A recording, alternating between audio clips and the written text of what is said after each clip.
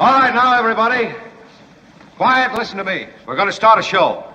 Now, some of you people have been with me before. You know it's going to be a tough grind, but we're going to have a show.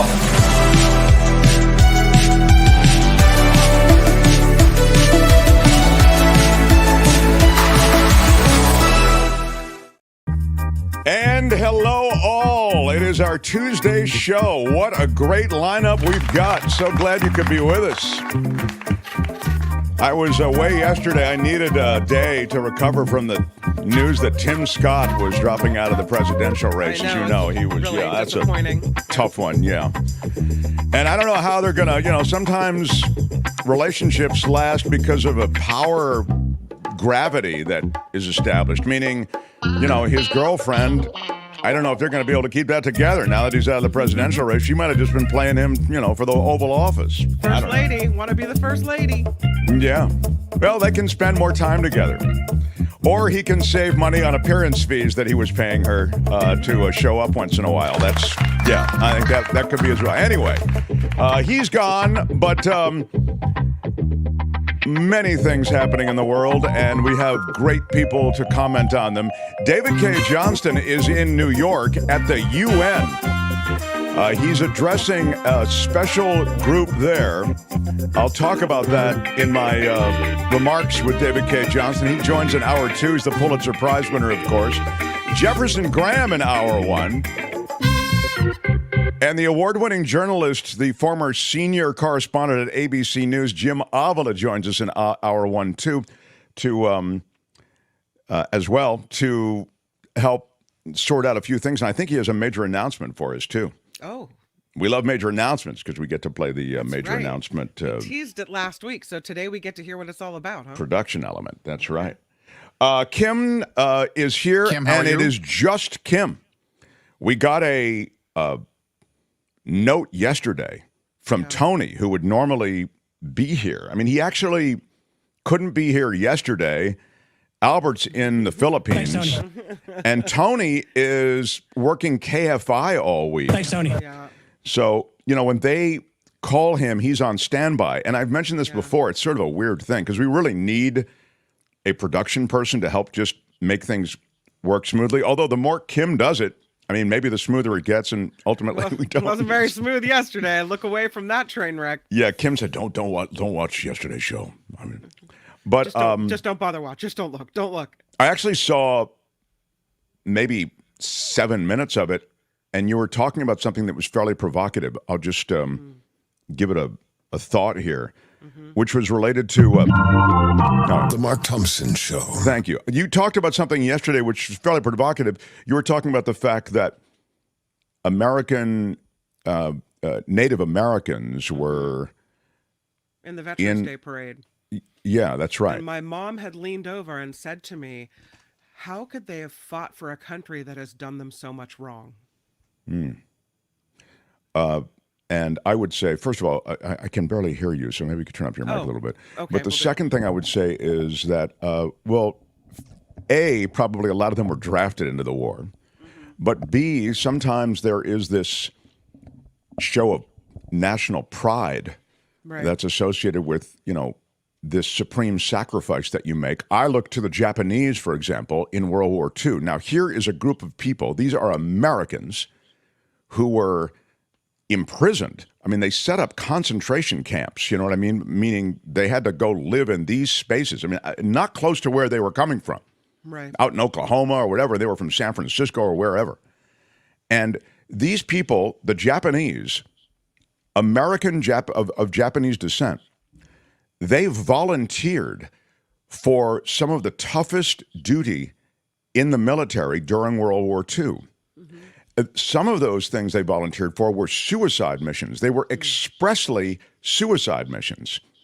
And you can say, well, why would you volunteer for this, given the fact that this country that you're fighting for is treating your people in such a ridiculous, absurdist, and inhumane way? They put them in internment camps and took their property away. Exactly. And the answer was that they wanted to prove, in effect, that they were more patriotic in effect than the average American even. I mean, in other words, not only was that community, not an enemy of America, they were filled with some of the greatest patriots who were willing to give their lives for this country during World War II. So that led to the volunteerism that you often saw in the Japanese community in World War II, even as they went to these internment camps, as you suggest.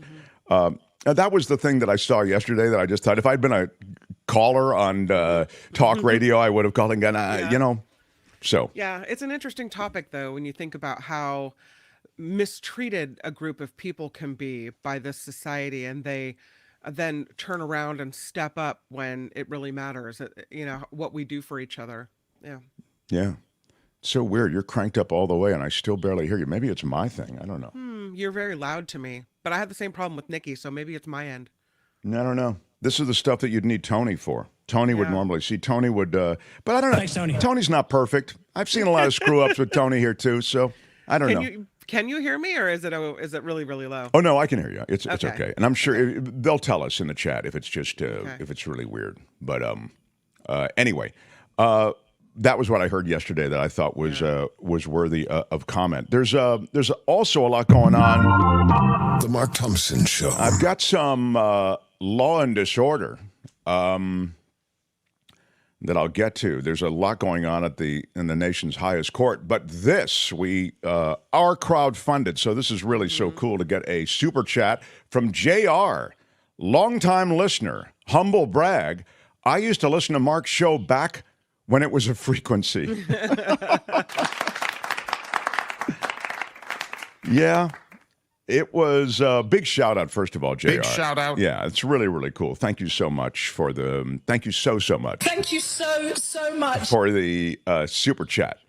Very, very cool. We're crowdfunded, so we, really like to, we like to acknowledge you when you hit us with a super sticker, super chat, or you're a new Patreon subscriber. And I'll do that in hour 2. In fact, I want to acknowledge a couple of new Patreon subscribers. I have to say, it's really a weird thing. I've never done this before where you're hustling for support, financial support from the audience. I've always done a show, and I've always tried to populate the show with interesting content and some cool takes and some really interesting people and people with super cred in whatever areas, and then you don't worry about the money. The salespeople worry about the money and the advertisers. Yeah. Now you have to do all of that, and you have to hustle the audience without being obnoxious. So every day is a little bit telethon and a little bit, and mostly the other stuff. But in the Patreon case, I get updated when people come on as new Patreon subscribers. These are people who contribute a little something every month. I mean, if you do one less Starbucks a week at $5, you could, give us $20 a month and you keep us on the air. Right. But or not. I mean, if you don't have the money. But I'm just saying that when people sign up, and even if they sign up for $5, $10, whatever it might be, I get an alert, which is cool, and I always write back everybody personally. Yeah. And then when somebody drops out for whatever reason, people get you write I get an back alert about that there as well. You're like, dear so-and-so, why did you drop out? Yeah, I'll be at a lunch or something, and the phone will go like this and go, and that's right. Jason in Antioch just stopped his Patreon. What the hell, Jason? You're not wrong, Mark. Kim is coming in weak, says PT. No. I don't know. I tried to turn it up. Hopefully that does a little bit of something. Yeah. Well, you guys will let us know whether that works. Okay. I can bring my level down. We can do that whole thing. And Tony is, of course, he's at KFI. Thanks, Tony. Which is no help to anyone. We'll get into the SCOTUS code of conduct that they've now adopted. We'll get into it in a bigger way with David Cay Johnston, the Pulitzer Prize winner who I mentioned to you. He'll join in the second hour. Maybe we want to touch on it with Jim Avila, but I would just say this. Let me give you the good news first, and then I'll give you the news that we all know, which is not as good. The good news is if the media points a light toward corruption and points a light toward probable malfeasance and misconduct, in this case on the high court, and then the public at large takes that information and creates enough of a hue and cry, meaning they post it on social media and it becomes a chorus of something has to be done, then you can see actual change. The only reason that they came up with this code of conduct, and I'm using air quotes, code of ethics, is because of the noise made by the media and the public. Now, here's the problem. So I just want you to take this away, because people can often say, how come you guys talk about this and there's nothing we can do about this stuff? And sometimes you'll point, there is something you can do about it. You can talk about it. It is the talking about it. It is the reporting on it. It is the conversation around it, which actually produces change. Right. It was the ProPublica report and really great investigative journalism. And then everybody picked it up, right? It was on CNN. It was on all the major networks. And we talked about it here, and a bunch of other podcasters talked about it, and across YouTube, et cetera. So you can make a difference, is the good news, as you pick up information and you carry it. Now, the bad news, I just think the reality is that this new code of ethics is unenforceable, won't be respected. These guys see themselves as above the law. And the reason they did it, see point one, because of all the media attention on it, they are addressing so that the media will cool off and move on. And the media will cool off and move on because the media is a shiny object game. They want the shiniest object. And Supreme Court corruption ain't as shiny when they put out this code of ethics. It's really crap if it's unenforceable. It's total... There's no consequence. Exactly. And any mom knows you gotta have a consequence, so that's not going to change behavior. It's like, in a way, the Paris Climate Accord. The Paris Climate Accord was now, please don't misunderstand me, I kind of liked the symbolism and the indication that at least knowledge across the globe was that the climate crisis is real. It is man-made in large measure, and we can do something about it. But the Paris Climate Accord, with the goals stated quite specifically, was unenforceable. And you've seen nations, including the U.S., try to adhere to it, not adhere to it as much. And then, of course, Donald Trump pulled out of the Paris Climate Accords anyway, that was just signaling. It meant nothing. Whether you're in it, whether you're not, it's unenforceable. But that symbolism was important. So in this case, you have the same thing. You have a code of ethics that's unenforceable, won't be enforced, and they will run afoul of it. I mean, look at, I just spaced his name. Who is the, we'll talk more about it with David Cay Johnston. The examples of corruption at the high court, I think, are manifest and many. So we'll get into it with David Cay Johnston. Tom Gunn for the super sticker for 20. First of all, let me say, Tom Gunn, my favorite gun is the Tom Gun. Big shout out. Yeah, big shout out, and I appreciate it. Hi, Mark. You rocked that jacket for a while. Where did you get it? Anonymous says in a super sticker. Well, a super chat, rather. Well, I'd like to first acknowledge you, Al. Big shout out. This is a funny or interesting little story about this. I have Jim Avila waiting, so I don't know if I can get into it. I'll just tell it in 60 seconds. I loved this jacket. It's my favorite jacket. It's light enough, but it also has a kind of, it's always looked like this kind of distressed look. So I went back to where I got it, a place called James Purse. So I go to James Purse and I say, hey, I want another one of these jackets just in case something happens to this one. They said, we don't make that jacket anymore. I said, well, did it come from some place where I could track it down? Maybe it's I don't know. You really love this jacket. Yeah. So this is how much I loved it. I said, okay. And I totally ran this out. Again, this is a longer story and I'm shortening it, believe it or not. And then I went to a custom clothier. So they make custom stuff. And I said, take this jacket, keep it for a week, mark up whatever you have to. I want a jacket identical. Okay. He said, no problem, no problem. 6 weeks go by. Hey, your jacket's here. I go in to get this jacket that's going to look just like this. And it doesn't look anything like this. it looks like they cut out kind of a similar jacket, but the material is wrong. It looks new. The whole idea of this jacket is it doesn't look Distressed, new. yeah. Yeah. So I have a death grip on this jacket, and I'm glad you notice it as something special because I love it, and I feel better with it on. So let's get going. The Mark Thompson Show. Put it together for the award-winning journalist. He's got all the awards, the Murrow Award, the Emmys, the Peabodys. He was the senior ABC news correspondent, reported from the White House for years, and he is here, and I believe he has a major announcement today. Jim Avila, everybody. Good morning, Look Mark. at Good morning, you. everybody. Hello, sir.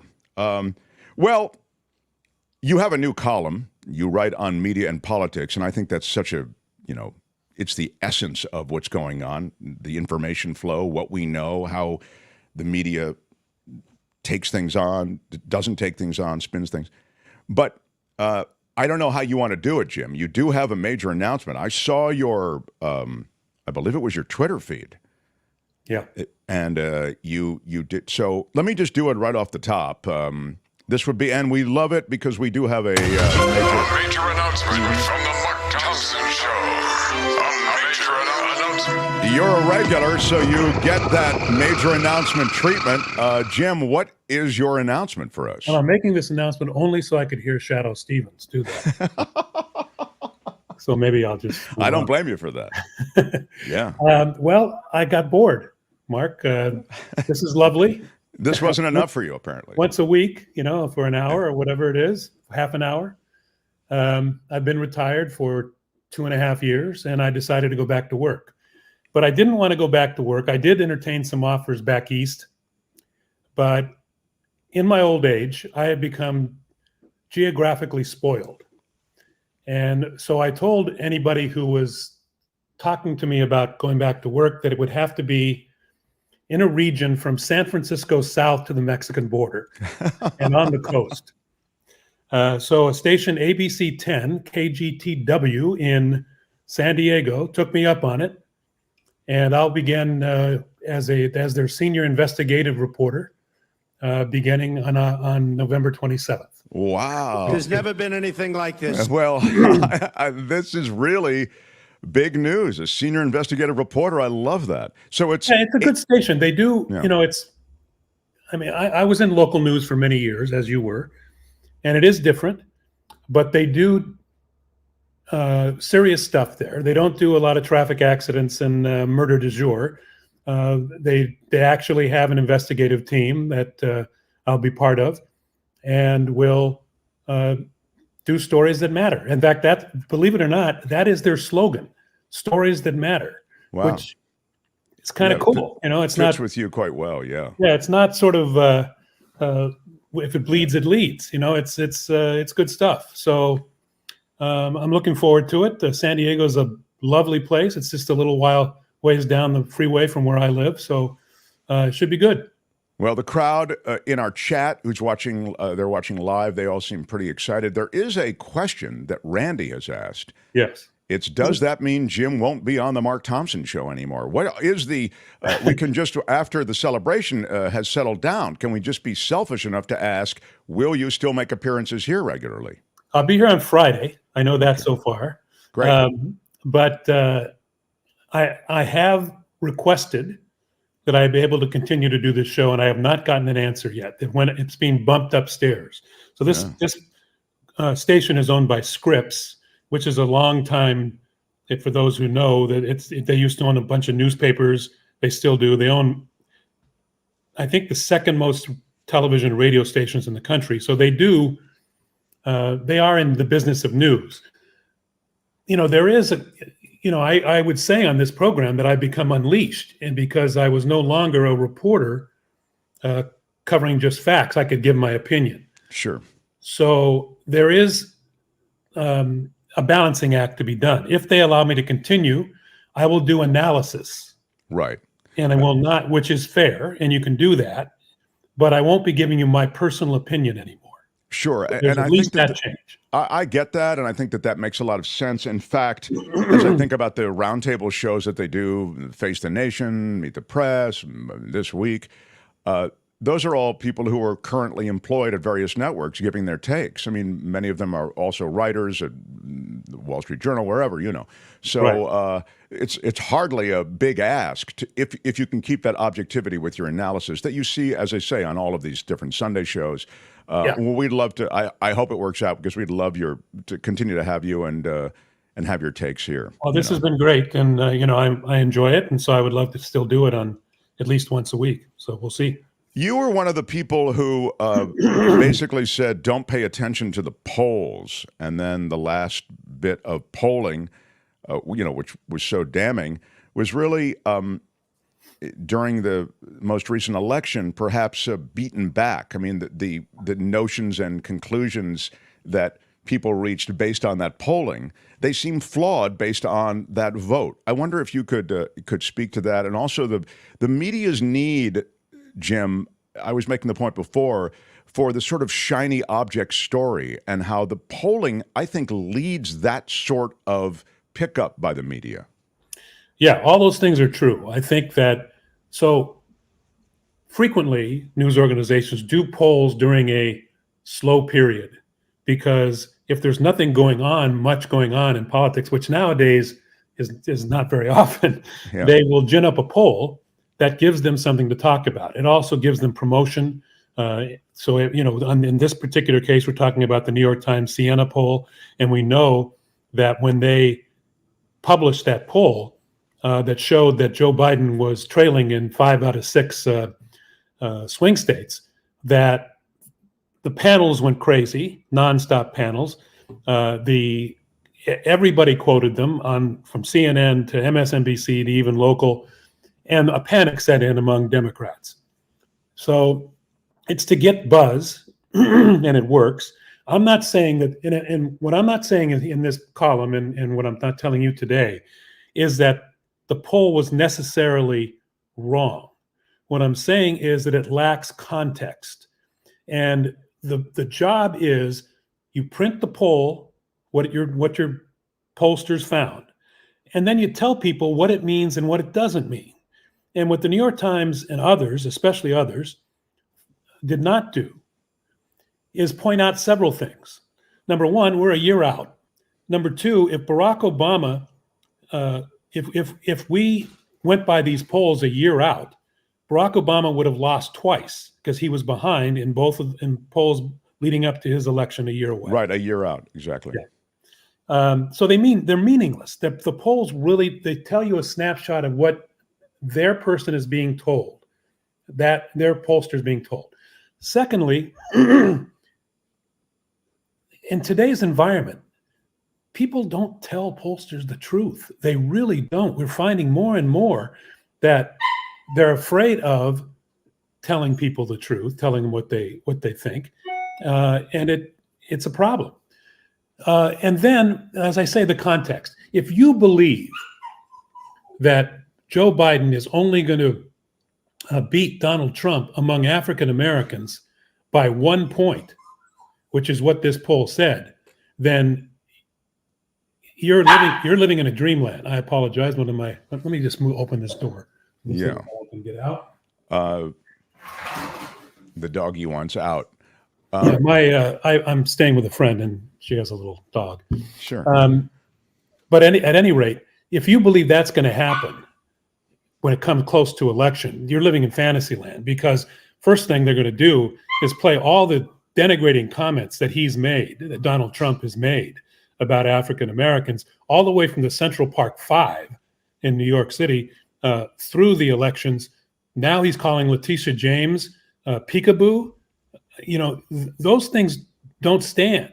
And when it's made public in the huge amount of money that Joe Biden and the Democrats have to spend on advertising, plus abortion, when the Democrats play over and over in their commercials, Donald Trump quoting, saying, "I'm responsible for this." He says it. "I'm responsible for this. I made Roe versus Wade go away."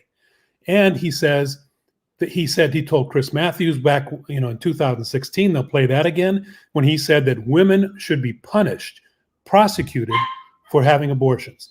Those type of things do not play. And so if you think that young people, he's only going to, that Biden's going to lose his constituency among young people and African Americans and minorities and Hispanics, that's just not happening. So the context was not given. And what really set me off is that on Sunday, on Meet the Press, the moderator of Meet the Press, Kristen Welker, a friend of mine from my days at the White House, nice woman, continued to say over and over that it was a good and bad week for Joe Biden. A bad week because of the poll, a good week because of the election on Tuesday, so you're telling me that you equate a poll with an actual election? I'm sorry, that makes no sense. And you shouldn't be allowed on television saying that is just whataboutism to the extreme. Yeah, you make the point, and it's such a good. The real poll is at the polling place when people are voting. It's an odd kind of. Yeah, you're right. It's an odd equivalency that's built in. So. Yeah, and they're just so trained nowadays. It's hard to leave decades of training in the old days when you could report Republicans say this, Democrats say this, and it's just a difference of opinion. It's not that way anymore. The New York Times did this, and they're in their first headline about Donald Trump, and I think you've spoken about this, about Donald Trump saying Nazi-like things, calling his opponents, his enemies, vermin, which is right out of the Hitler playbook. Right. And the New York Times headline was, critics say that is bad. Wait a minute. It's not critics say anymore. You can say this is wrong. This is Hitler-esque, and you can't, you don't have to qualify that anymore.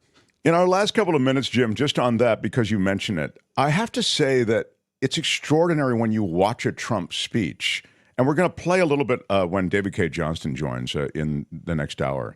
But just the speech that you're talking about, where he talks about the left and he talks about vermin, and as you say, he uses the verbiage of the Third Reich, if you will.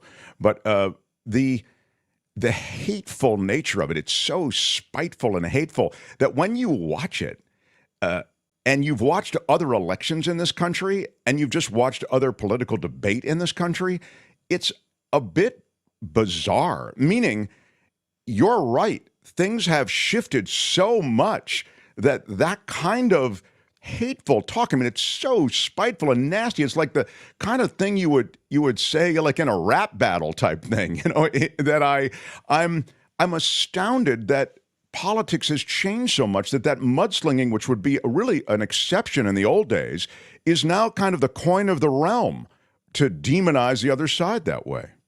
And he's revealing his plans in his second term to go after anybody who spoke out against him, to jail them, and this is the other thing.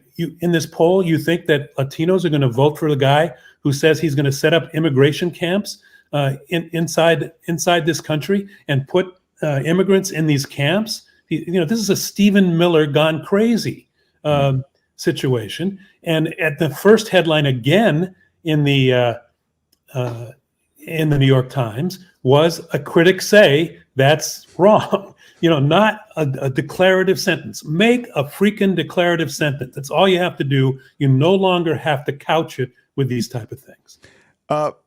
And literally in our last minute or two, is the reason for that, you've mentioned the New York Times, is the reason for that, what do you attribute that to? That might be just a better way to put it. Well, I think I touched on it. It's years of training, Mark. It is, we're trained over and over to be objective and to present all sides or both sides. Trump has used that to his advantage to destroy our institutions, including the press, attack them. And in defense, the press has gone into their both sidesism. So they're going to present, they're afraid of being called out by by MAGA folks. I get stuff all the time from people saying, that I'm biased. Yeah, I'm biased against people who are going to overthrow the government. That's my red line. Okay, if you're going to overthrow the government, I'm not presenting your case. I'm not telling you. I'm not going to present your lies. If I was doing the meet the press, I would do what Stephanopoulos has done, which is not have those people on. And if they do come on, he asks them over and over if they accept the results of the election. He did that with Steve Scalise like 8 times, and Scalise would not answer the question. That's what needs to be done. Yeah. We look forward to, what's your timetable on this San Diego thing? Right after Thanksgiving, I'll be starting. Wow. I don't think I'll have a story right away, but I've been, well, you're an investigator. You're time to investigate. Exactly. Well, we'll see you on Friday. Yes. And we love this. I'm being told, I have to bookend your major announcement with our, this has been a major announcement. This has been a major announcement. Okay, yeah. Sorry. It's in the bylaws, Jim, that we run both the announcement and then this has been a major announcement. We're looking forward to Friday, and Jim, congratulations. So glad you're going to be in this new world, and you just bring such great chops to it. It's going to be exciting. So thanks, pal. Thanks, Mark. All right, Jim Avila, everybody. Hi, Jim. Love it. Love it. The Mark Thompson Show. Yeah, Jefferson Graham in the next half hour. There's a lot of stuff going on. Kim's here. She's got a newscast. And smash the like button like a boss, if you will. It helps us. Smash it with your iron rod. It costs you nothing if you hit the thumbs up. We try to give you relevant conversation about a lot of different things. It's not all Trump. It's not all Biden. It's not all national politics. There's a lot of stuff going on here in California. Wild, by the way, that freeway fire, Kim, they now say, I'm sure you have this in your newscast, they now attribute that whole thing to arson. Yeah. Yeah. I mean, this is a major exchange in Southern California. 300,000 vehicles a day go through there. Yeah. And it's closed indefinitely. You'll have more, but Kim will keep us posted. But I was just amazed by that. All right. Smash the like button. Kim's News and Jefferson Graham. Mark Thompson Show. The Mark Thompson Show. It was great. I loved it. How would you handle this? We could try ignoring it, sir. Morning. You cannot say you love your country. Where are my weed smokers at? Stay at home and get baked.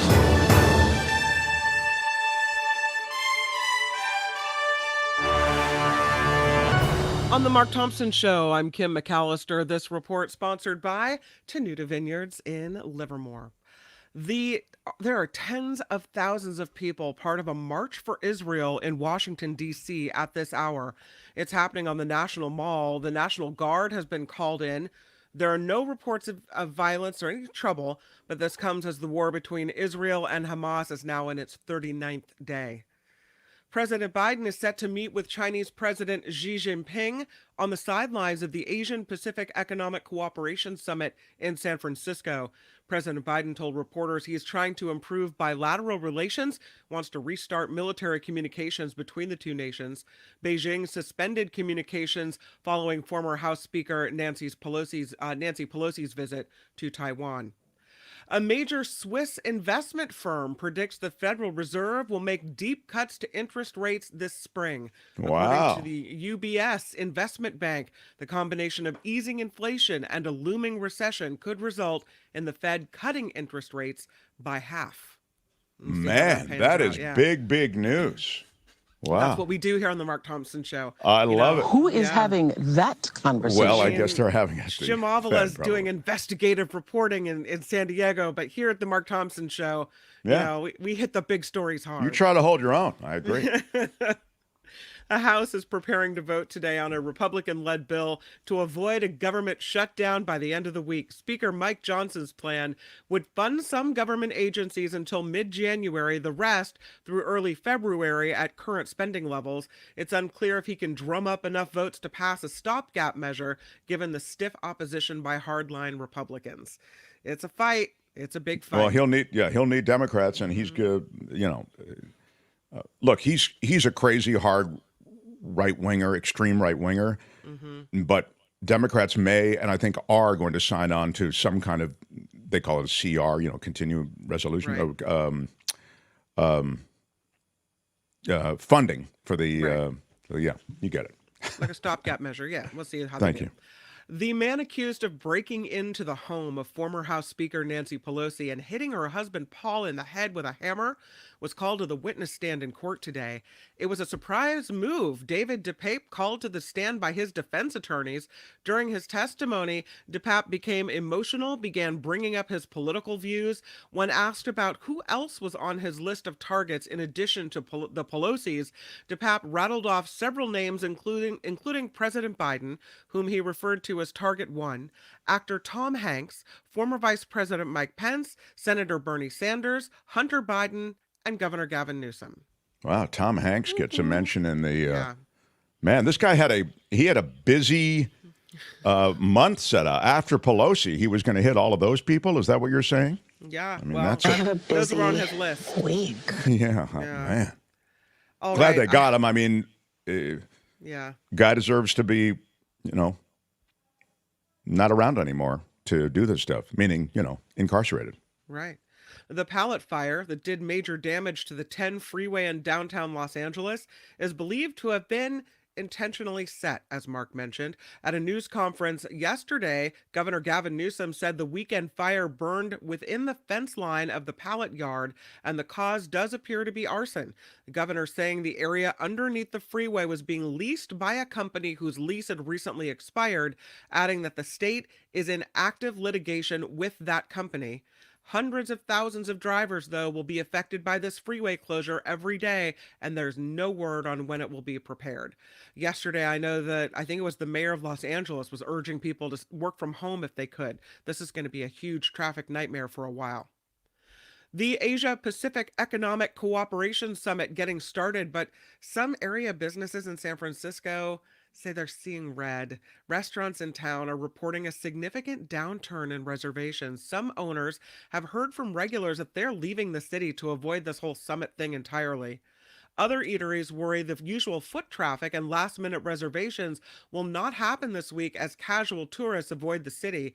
SF Gate reporting the summit is expected to bring 20,000 people to the downtown area, but that's less than a Giants game, and it's less than a Warriors game. A home game. Even restaurants nowhere near the summit have told employees to stay home.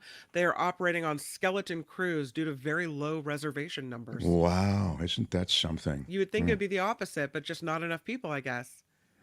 YouTube requiring content creators to disclose whether or not they use generative AI to produce their videos. Well, I guess now we have to tell them, Mark, you're AI, Mark. Right? I wish I were I wish I were AI, Mark.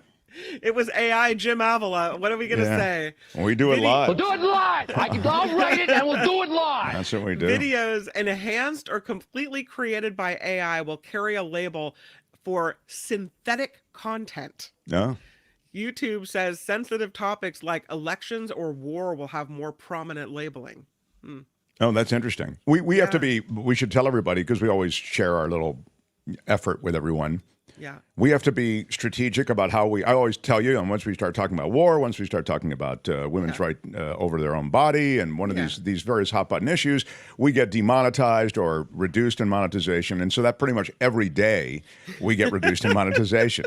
So that's where we have to, if we want to, the Mark Thompson show again. I'm not going to ignore these issues. And just talk about the great stuff I saw on TV just so I can be monetized. So we make that kind of that deal, but you have to be, apparently even more strategic about the way things are done. So Jefferson Graham, who's coming up, is very helpful in that way too. He sort of knows how to navigate some of this, and we've used him along the way to advise us. But YouTube just makes it harder and harder to really achieve total monetization based on some of these sensitivities. I think it's good though that they say you now have to say whether you're AI or not. Because it's going to get so good that people won't know. I mean, they'll always know with me. There's so many mistakes that it's like it can't possibly be AI. But sometimes maybe it'll get so good that people won't realize that what they're listening to, what they're watching is synthetic content. Yeah. And I'll tell you more on this maybe later in the week or next week. but I've had guests on our show who work with this kind of thing actually send me the AI generative audio of their script. The AI takes the way they sound and applies it to a script. Okay, it's not a recording. And it just happened last week, and it was sent to me by one of our contributors here, and it sounds just like him. He says, I could literally just type up a script now, send it over to AI, and the AI will do it. I could sleep in. So it's a weird place we're in, you know? Yeah. So I think you're right. There has to be some kind of indication that it was machine generated as opposed to, you know, live. Yeah. WhatsApp. You use WhatsApp? No? I do. They're making it easier for users to host large group chats, and I mean big. The Meta-owned platform has been testing voice chats with large groups for several months. Now 33 to 128 members can participate at a time, but only on the primary device linked to their account. So you can have big old massive work chats or what have you. This is a platform owned by Facebook, owned by Meta. They own WhatsApp, they own Facebook, they own Instagram. We'll talk to Jefferson Graham about the Google antitrust situation that's going on right now. But man, I mean, they control a lot of different communication platforms. And I'll remind you that Jared Kushner used to be on with MBS all the time through WhatsApp. And a lot of other people in the Trump administration, and maybe even in the Biden administration, use WhatsApp because it's encoded and it's also sort of untraceable, you know. So lastly, the Beatles are making music history again. Their latest song, Now and Then, debuted at number 7 on the Billboard Hot 100, making it their 35th track to do this. It also extends their record as the group with the most top 10 hits. The Rolling Stones rank second among groups with 23 top 10 songs. Now and Then by the Beatles is being billed as the very final Beatles song. Wow. We've never seen anything like it before. Yeah. No. This report sponsored by Tenuta Winery, Tenuta Vineyards. Nobody has ever put something like this together that I've ever seen. We get it. Go ahead. Yeah. You get the 10% off because have you ever seen anything like this? Don't interrupt Kim. She's trying to do the Tenuta mention. Please. Come on, we have a new engineer here because Tony. There is nothing in our history that quite compares to this. Let Kim do the damn Tenuta spot, please. I have to get my Tenuta wine and my Tenuta hands. Okay, so all you have to do to get your 10% off of the Mark Thompson, Why Are You Yelling? Off anything, right? Why Are You Yelling? Or the Mark Thompson, hey, which one of you is Mark Thompson Pinot Grigio? Oh, yeah. Or anything else. Yelling? Yeah. Any events, any wine, any good stuff that Tenuta has, you call them 925-699-4576 and you say smash it with your iron rod. Very old school to call them. With your iron rod. But that's great. And you get your 10% discount. And it's great right in time for the holidays to order your case of Why Are You Yelling Red and pass it on out to all the people you know. A drunk holiday crowd is a happy holiday crowd, I always say. Yeah. I'm Kim McAllister. This is The Mark Thompson Show. All right. I had to close down an entire radio station to silence him. Thank you. And now he's here. Ladies and gentlemen, Mark Thompson.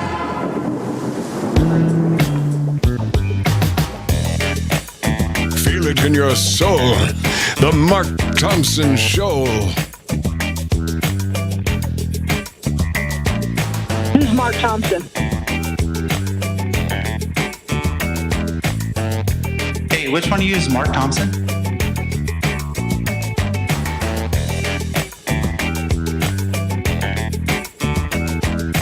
%100% effective. How about that?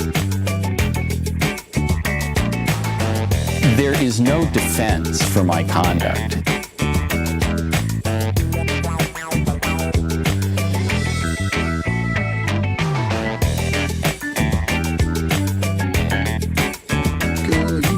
Joe Fish, Sal the Shoemaker, Joe Box, and Little Anthony. Mo Black's brother, Fat Andy. Kim, how are you? Smash it with your iron rod. I did everything right and they indicted me. Woo! Yeah, baby. Yeah. Shout out to our Patreon and PayPal supporters. you can keep the show growing and going. Be a supporter. Join us through Patreon and PayPal. You do it at themarkthompsonshow.com, and there are live links to both Patreon and PayPal, and you can become part of the community that supports the show. It's a weird thing that this show is really kept on by a small community of people, and I'm so very grateful for you. Now, without further delay, you know him from Photo Walks TV. How about it for Jefferson Graham, the former tech writer for USA Today for many, many years. We always like to talk tech with you, Jefferson Graham. And I mentioned the Google antitrust case. I wonder if you could give me a second or two on how you feel that's going and where it will go, and if it's a guide to some of these other huge media companies that may be broken up or not. Okay, well, first of all, do know that I'm not really here. Okay? This is AI. This is AI talking to you. All right. Boy, it really is good. Yeah, and but seriously, folks, they're doing some tree trimming in my neighborhood today. So I am sitting at the Manhattan Beach Chamber of Commerce. Thank you, Manhattan Beach Chamber of Commerce, for housing me. The Google antitrust thing, the government has tried to make a case that Google is violating a lot of things. And the biggest news to come out of this thing is that Google pays Apple $26 billion. $26 billion a year to be the default search engine on the iPhone. Wow. Yeah. So at first you go, I can't believe it. That's unbelievable. That's a lot of money. But again, you're talking 200 million phones worldwide, every country in the world, et cetera, et cetera, et cetera. And your first thought is to say, oh, that's awful. That's terrible what Google is doing. They're preventing Microsoft from being the default search engine. Not really. My belief is that Google is the best at what it does. I use Google. For all these years, for all the good things they do and all the bad things they do, I use Google. I would not be happy if they had Microsoft Bing on there or Firefox. But let me just to interrupt. I would say you'd be happier, I guess, if it was a meritocracy of sorts. Meritocracy would be a ding word. The idea being that because they're the best, that's the reason they're the default search engine, as opposed to they bought their way into being the default search engine. Well, but who's the person who's evil here? Is it Google for paying the money to Apple, or is it Apple for saying, if you want to be the default search engine, give us $26 billion? So who's right and who's wrong? If the thing is for sale, Google made a choice to do it. Sure. And in a perfect world, there should be no $26 billion. It should go to whoever is the best. Now, I do believe that Google is the best. And I don't think that the government's going to be able to prove that Google has been really violating the antitrust stuff, the rules that they have.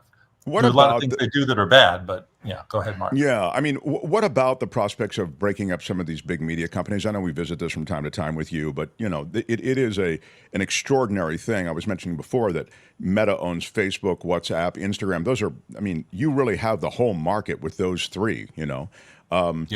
And Twitter is a fading star that Musk wrapped his arms around, and I don't know what the future is. But when it comes to something like Meta, because I think that's sort of more, it's an analog to Google. How do you see that working out? So what do you take away from Facebook? Do you take away Instagram? Do you take away WhatsApp? What do you do? And then what? Sure, why not? But what happens to Instagram? And with Google, do you take away YouTube? I think that Google and YouTube work together really nicely. For all the evil that Google does with following us around and knowing everything about us, it works pretty well with YouTube because they do a pretty good job of showing us videos that we're interested in. You see it every day. So I don't know how they break it up. What was broken up before? That they took the movie theaters away from the theaters. That worked pretty well. Is there something in that, and something similar that could happen with the tech companies on that? I don't see the difference in search results between any of the major search engines. I do quite a bit of searching. They're all the same, says James Watson. I don't believe so. Yeah, Jeff would disagree with you. So the experience is different. Google's throwing in, go to this restaurant, tell you what time it's opening. It is similar, but it's, right or wrong, we are used to using Google. Everybody I know is used to using Google except for one person. His name is Mark Thompson. He uses DuckDuckGo, right? You use DuckDuckGo every day? I use DuckDuckGo, I do. All day long, right? Well, I do, and I also have on the phone, I think it goes to Chrome, so I think I'm all over the place. But DuckDuckGo is what I use on the laptop, And how are you faring with DuckDuckGo? Yeah, I don't notice a difference. Should I? Maybe I do. Maybe, like you don't know what you're not getting type thing, So, and DuckDuckGo, for everybody who doesn't know, is the search engine that doesn't track you, that doesn't follow you. Although, as you pointed out to me, it's owned by... Well, it's not owned by, but they use Bing search. They use Bing search. Okay, so in a way, you're on the Bing platform. But again, they're not tracking you as well. So that's where we are. Essentially, I guess you're saying, just in summary on that, look, they just aren't going to likely break up these huge entities on any timeline that's visible and in any way that makes sense. So they're kind of hamstrung. I would guess they're hamstrung by lobbying money, but they also might be hamstrung by a bunch of other things when it comes to just a sensible way to do it. Yeah, with Amazon, it's an easier thing. They have this subsidiary called AWS. AWS is the backbone of the internet for most big firms. They provide the servers and all the technical stuff behind the scenes for Netflix and many other websites. You could take AWS away from Amazon, right? And you say, okay, Amazon, just do your e-commerce or just do your AWS. And that makes more sense to me. Yeah. Also, I would say, just because you mentioned Amazon, I mean, there's real evidence, and you've talked about it here in our visits, about them. They put businesses out of business. I mean, Amazon, it can be, they throw real heat. I mean, a real hardball. And you want to be on the Amazon platform because it's this huge platform and it's essentially the best virtual mall in the world. But being there doesn't guarantee you anything because they extract additional concessions from you and money from you to be in the initial search. And, you've pointed out all along the way the fact that Amazon is, they're tough customers. It's not a neutral platform by any means when it comes to not commerce. At all. And Google's not neutral either. If you want to get to the top of Google search, you have to pay for the ads. And that's just the way it is. In a perfect world, they wouldn't do advertising. So tell me about Black Friday. That's coming up. Is that still a thing? It is still a thing. And remind everybody what it is. Black Friday is the day after Thanksgiving when all the stuff goes on sale for a few days. And then is followed on Monday by Cyber Monday, which is now followed by Cyber Tuesday. It's nonstop sales fun. And on first glance, you say, it's just the same old junk that nobody wants. I get $5 off, I get $10 off, I get $20 off, and that's fine. That's what it is, except for TVs. TVs are still the big draw to this day. You can still get a pretty amazing deal on a TV. I wrote down, you can buy a 50-inch Roku TV now for $148 at the Walmart sale, which is great. Unreal. Yeah. You can get an OLED, which is considered the best of the best, an LG OLED at Best Buy, $550, which it was $1,500 a year ago.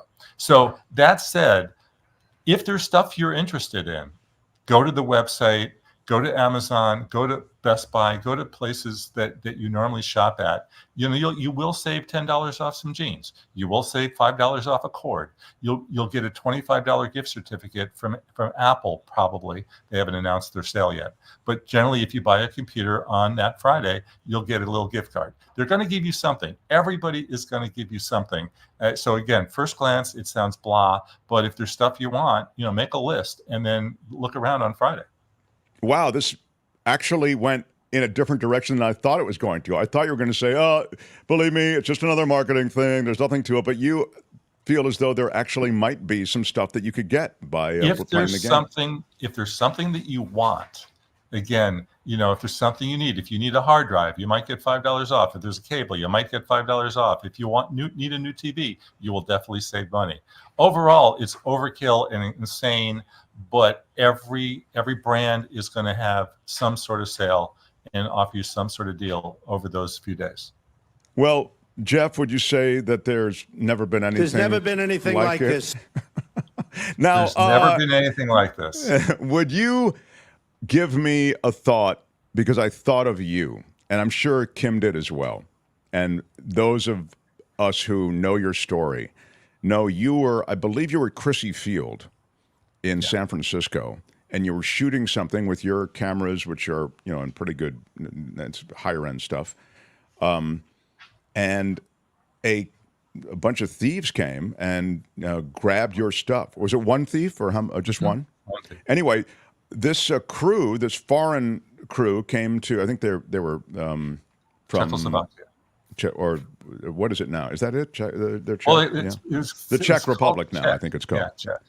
The Czech Republic. Have you been to the Czech Republic? That'd be a good photo walk. I haven't. Let's go. Oh my God, go. it's.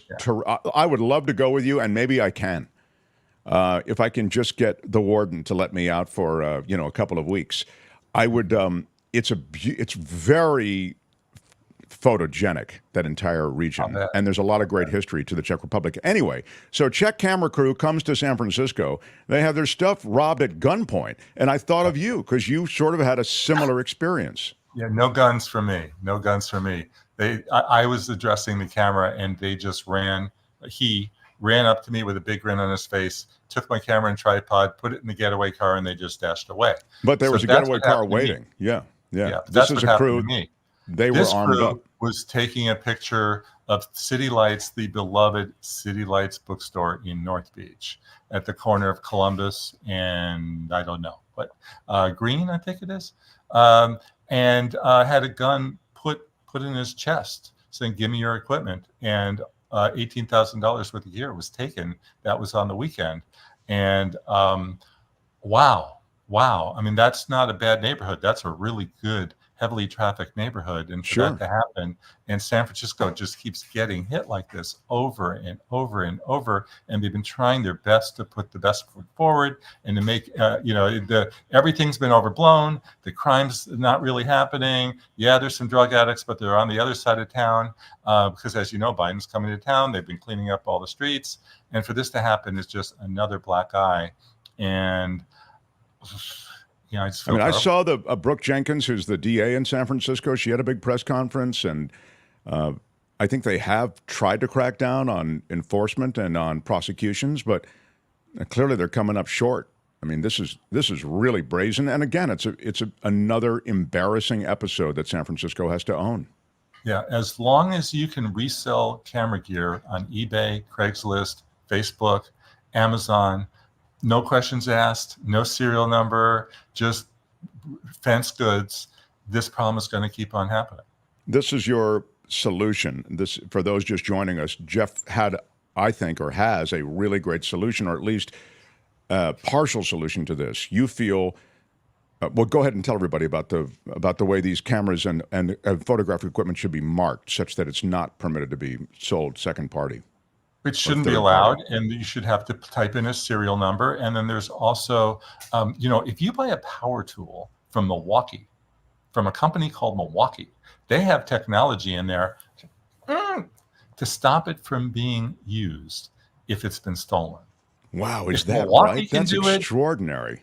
If Milwaukee can do it, Canon, Sony, and Nikon could do it as well.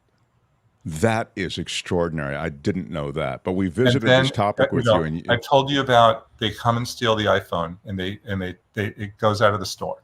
And when it goes out of the store, they get a little message saying, "We know you stole our iPhone, and we've turned it off, and we know where you live, and we're coming to get you." Yeah. And they just drop the phones. Yeah, I had my iPhone stolen from a CVS or something. I put it down there, till you do that self-checkout. And I put it down, and I mean, it was like it happened in an instant. And I thought, dude, it's worthless to you because it's locked, and it's just a paperweight, isn't it? I mean, I think that they don't really have a weight on lock. So, yeah, but still they get stolen. Tell me quickly what's on PhotoWalks TV and the this YouTube weekend, series. Yes, mistakes that I learned in travel photography that I wish I had known back in the beginning, and how to fix them. I love it. I love your stuff, and I love how you've created a way that all of us can take great pictures using just our phone or device, be it iPhone or Android. And it's just a really cool thing. So one other plug, I'm going to be live on Thursday at 5 p.m. California time on YouTube. We're going to be talking about tips for taking better Thanksgiving family photos. Wow. Well, there's never been anything like There's never been anything like this. All right. Jefferson Graham, everybody. Thanks, Jeff. Thank you. All right. Good talking to you, man.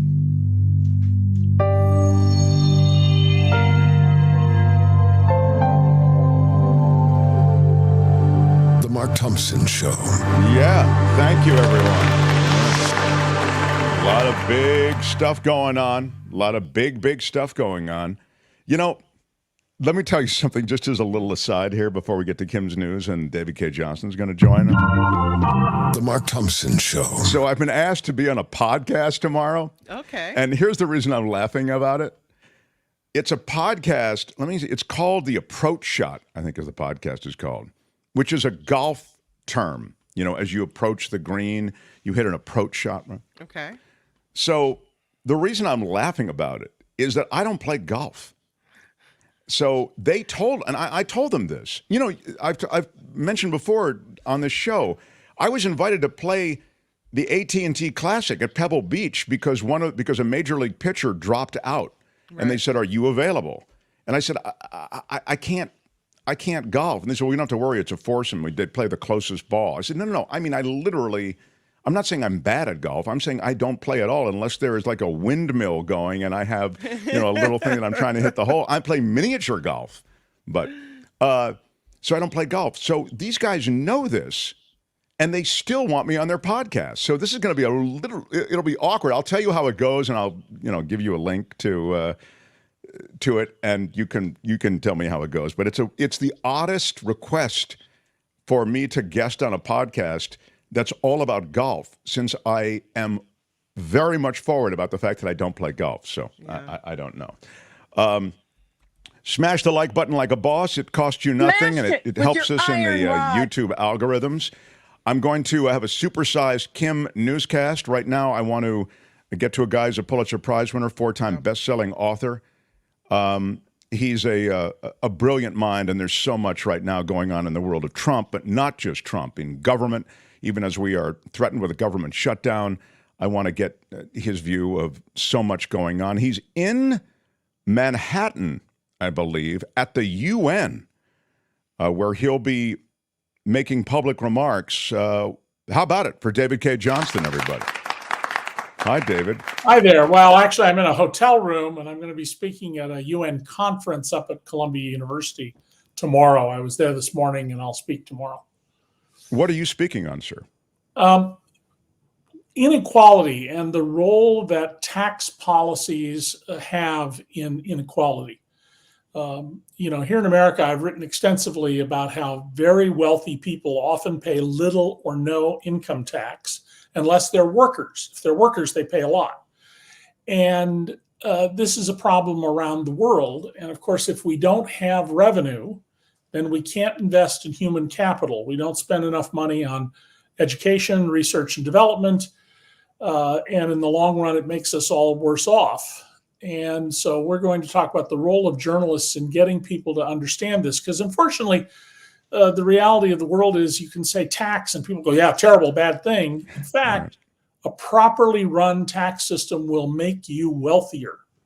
It will make your society wealthier. It will make you individually wealthier.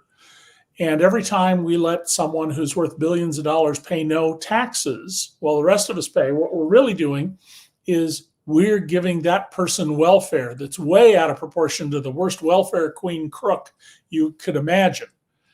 This is a problem all around the world. It's a problem with the digital economy because people can earn money, say, in the US and Europe, but claim that all they do is lose money there and then take enormous profits in a tax haven like the Cayman Islands. And that's what this conference is about, how to address these issues. Wow. Yeah, I mean, it's just, it seems as though we've been drilling away at this stuff. I mean, you state it so sharply and clearly, but I feel as though the ownership of our government is from those very people who, we want to hold to account, or at least have them pay their fair share. And it's tough because they sort of really do own the government, isn't it, David? Well, yes. And if you think about it from the point of view of a member of Congress or a senator, the people you really beholden to are not your constituents. It's the people who donate to your campaign. I've long argued that we should limit campaign contributions to people who live within the jurisdiction being represented. Why should a person in New York, where I live, be allowed to donate to a person running for Congress in Oklahoma or California? And unfortunately, our Supreme Court has taken the view that dollars are speech, which would absolutely infuriate and astound the framers of our Constitution, who were extraordinarily concerned about corruption, not individual venality, which we will always have, but institutional corruption. They understood that that could ruin our democracy.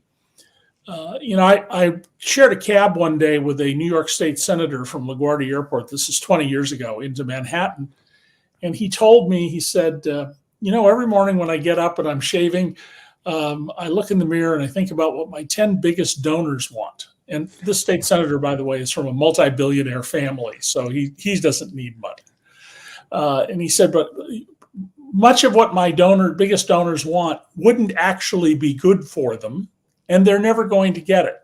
But if I don't persuade them I'm trying to get it for them, then they're going to go support somebody else. And then he took a long pause, he looked at me and he said, I don't remember ever once looking in the mirror and thinking, what can I do for my ordinary constituents today? Wow. Yeah. And I just ran into him at the public library and reminded him of the conversation, and he reiterated that I had remembered it correctly. Oh, well, it's funny. Here's something for you. Politicians from Russ.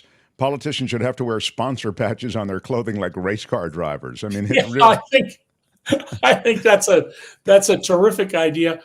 I think we should take the principle of the franking privilege. Congressmen and senators can send all the mail they want at no cost and apply it to their expense accounts. You can spend whatever you want to spend, but you have to make a complete record of it. We'll pay a clerk to follow you around because, trust me, the cost of that clerk is nothing compared to the spending. But you have to give an accounting of every meeting you have with anybody who comes to your office, including why you met with people who aren't from your jurisdiction. And, you have to go into every detail, but, Mark Thompson came to see me today about a special exemption for radio and podcast and other broadcasters to not pay taxes. And in addition, you shouldn't be able to take anything from these folks. Free rides in in their private jets. There was a company I wrote about in one of my books that bought a Gulfstream jet, top of the line corporate jet. And they used it about 90% of the time to fly members of the House and Senate education and other committees interested in their business, which was student loans to college students, to fly them around the country. I mean, how much clearer can it be that you're bribing these people than something like that? It's so and by the way, funny. the organization's size, the jet's value was like 25% of the value of the organization, at least based on the way they did their tax returns. In reading the Deutsche Bank stuff on Trump, and I think that was a Dark Money, maybe the Jane Mayer book also about this, but particularly maybe it was, what was it? Dark Towers was the thing about Deutsche Bank. Yeah, Dark Towers by David Enrich, who's the investigative editor at the New York Times business section. Right. It was just funny, David, that just because you mention it and we're talking, that thing about private air travel, it really does have an intoxicating effect on those that are being offered it. And the Deutsche Bank thing is a perfect example. I mean, they just got drunk on that lifestyle of a private plane being sent around for them all the time. Yeah.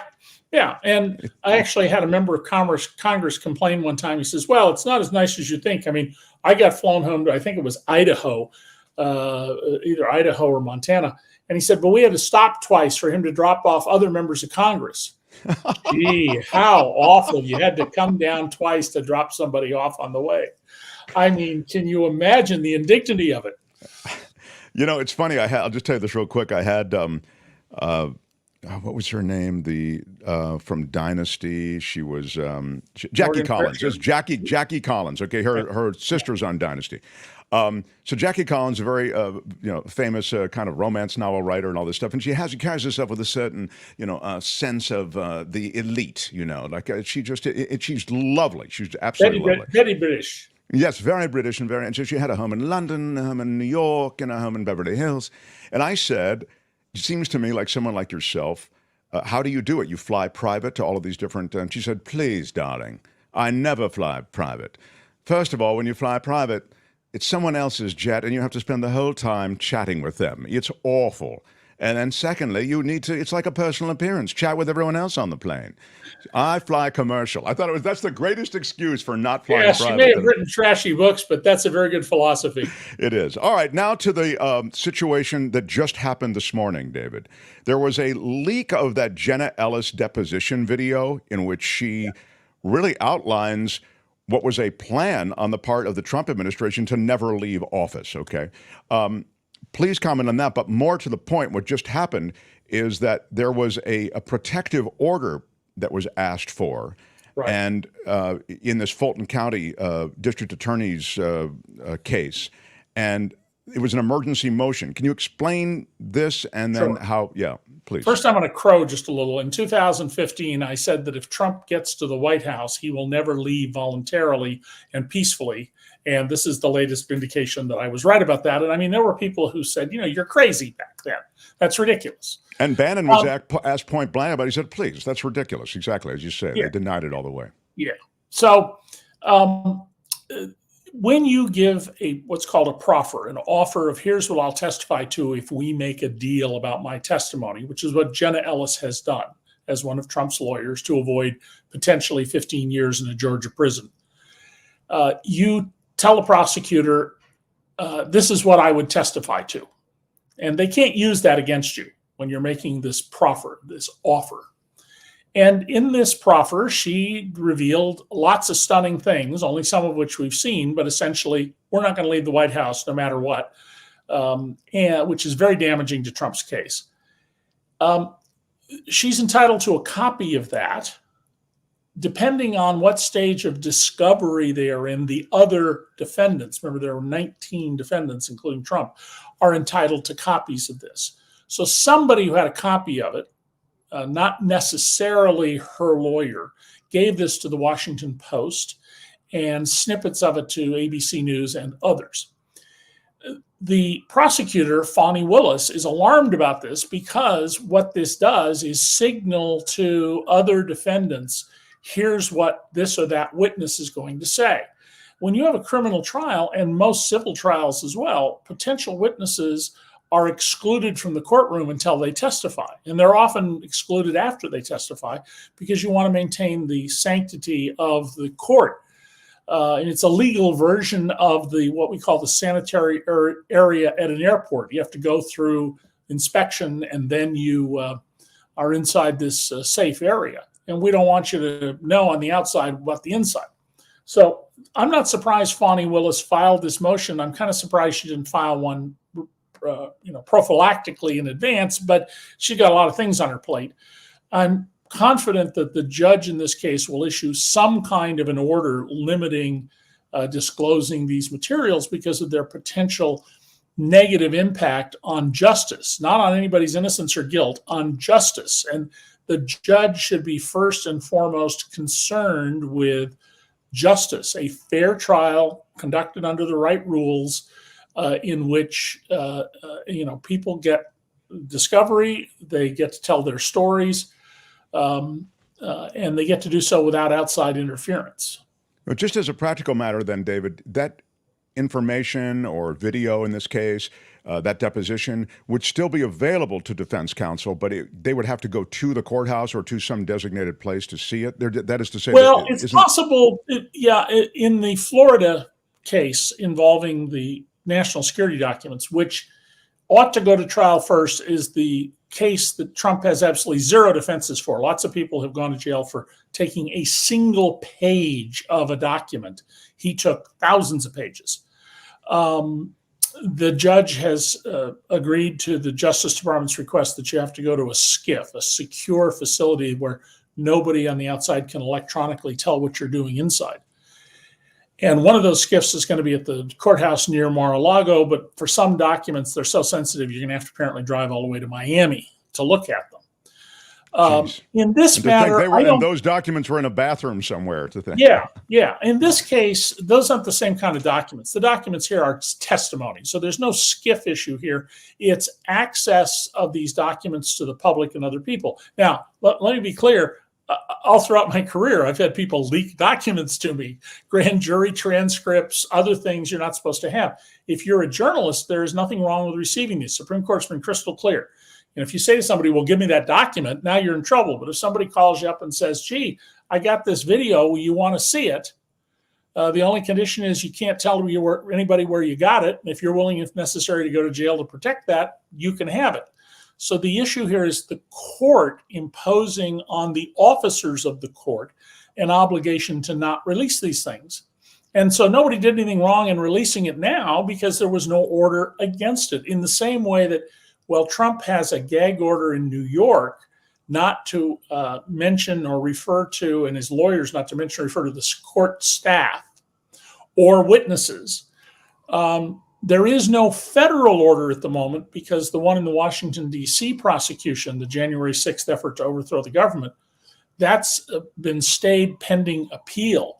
So I just heard on the TV here in my hotel room that apparently there's a document of some kind out on the internet where Trump either said or is quoted as saying from someone reliable that some kind of harmful action should be taken against the judge and another person.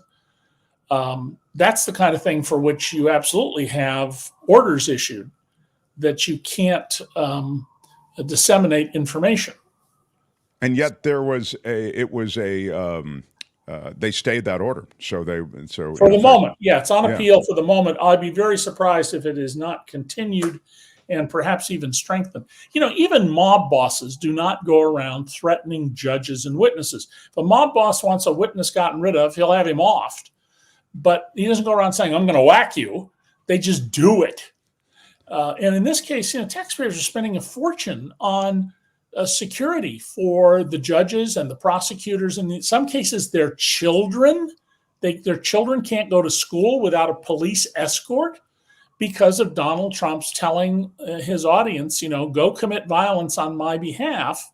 And, 99.99% of people will ignore that. It's the handful of people who won't. You have to protect people's lives. Well, his most recent rhetoric, and then I want to get to the Supreme Court and I'll let you go, but his most recent rhetoric on the stump is really right up what you're talking about. I mean, it's just an extraordinary.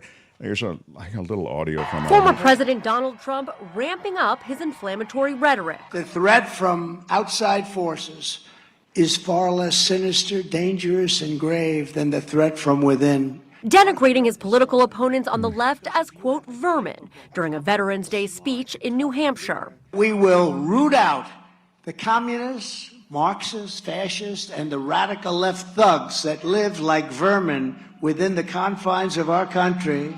It's of course the Third Reich comparison and for the verbiage, et cetera, David. But that is really a call. I was telling Jim Avila, political analyst we had in the first hour, about the fact that it's just astounding when you look at how the stump speeches have changed. I mean, this is an insane, acerbic. It understates. It's toxic, that kind of language. And yet, I'm not going to hold my breath until a Republican leader stands up and says this is not appropriate to do. Ronna McDaniel certainly won't do that. Ronna McDaniel Romney, who is the head of the Republican National Committee. Maybe Mitt Romney will speak up, although he's very cautious and strategic. But I mean, should be just automatically disqualifying to anybody who's decent. And let's keep in mind, this is always how Donald has thought about other people. Donald has always been a racist and anti-Semite, in addition to his megalomania belief that he alone should run everything, and literally calling himself a savior. But the control on this should be Republican Party saying, no, we're not going to have anything to do with this. Now, we just had today the junior senator from Oklahoma want to get in a fist fight with a witness. He stood up, he threatened the guy, he stood up, he started taking his wedding ring off, and Bernie Sanders, much older than President Biden, put his arm out and stayed this physical assault.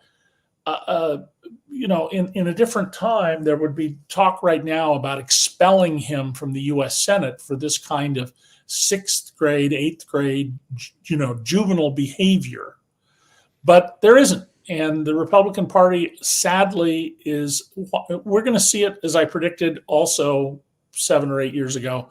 It's going to come to an end if they don't separate themselves from Trump the same way the Whigs did in 1856 and were replaced by what we call the Republican Party. Yeah, we can talk more about this in the next, as the year unfolds between now and the election. I mean, but the rhetoric is just, it's astounding. Now, before I let you go, please, a moment on these, I think they're almost, it's all for show, the Supreme Court new code of ethics.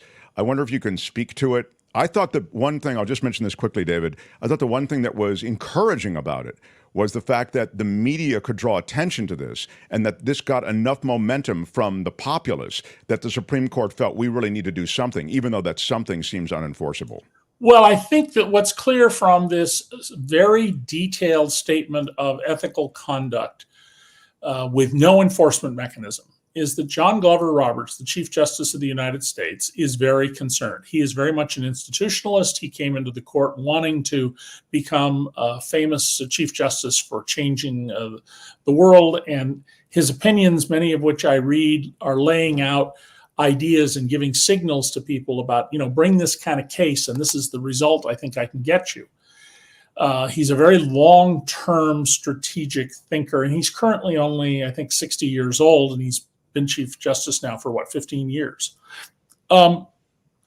He is responding, but it doesn't go nearly far enough. It's very clear that Clarence Thomas has committed felonies, and I don't say that with any hesitation at all. The forgiving of the note to Clarence Thomas for more than $250,000 by Harlan Crow is a felony by both the giver and the receiver. You can give today, right now, $17,000, so it'd be $34,000 for Crow and his wife, to any other individual. So because the Chief Justice is married, if it was this year, it'd be $68,000 without filing a gift tax return and without paying any gift tax if you've used up your what's called a unified credit. It's $25 million. The time this happened, it was a much lower number. And I assure you that we will find out upon investigation that Harlan Crow used up his unified credit a long time ago. Super wealthy people like that, why would you wait? You want to give it away right away, and you can add to it if Congress adjusts it. That's a felony. There are multiple crimes there in not disclosing things. It's very clear that Justice Scalia has committed serious wrongdoing. Whether it rises to a felony, I'm not so sure. We don't have enough evidence. The Supreme Court's position that we are beyond review by anyone? No. The Constitution is very clear. The courts will operate under the rules set by the Congress.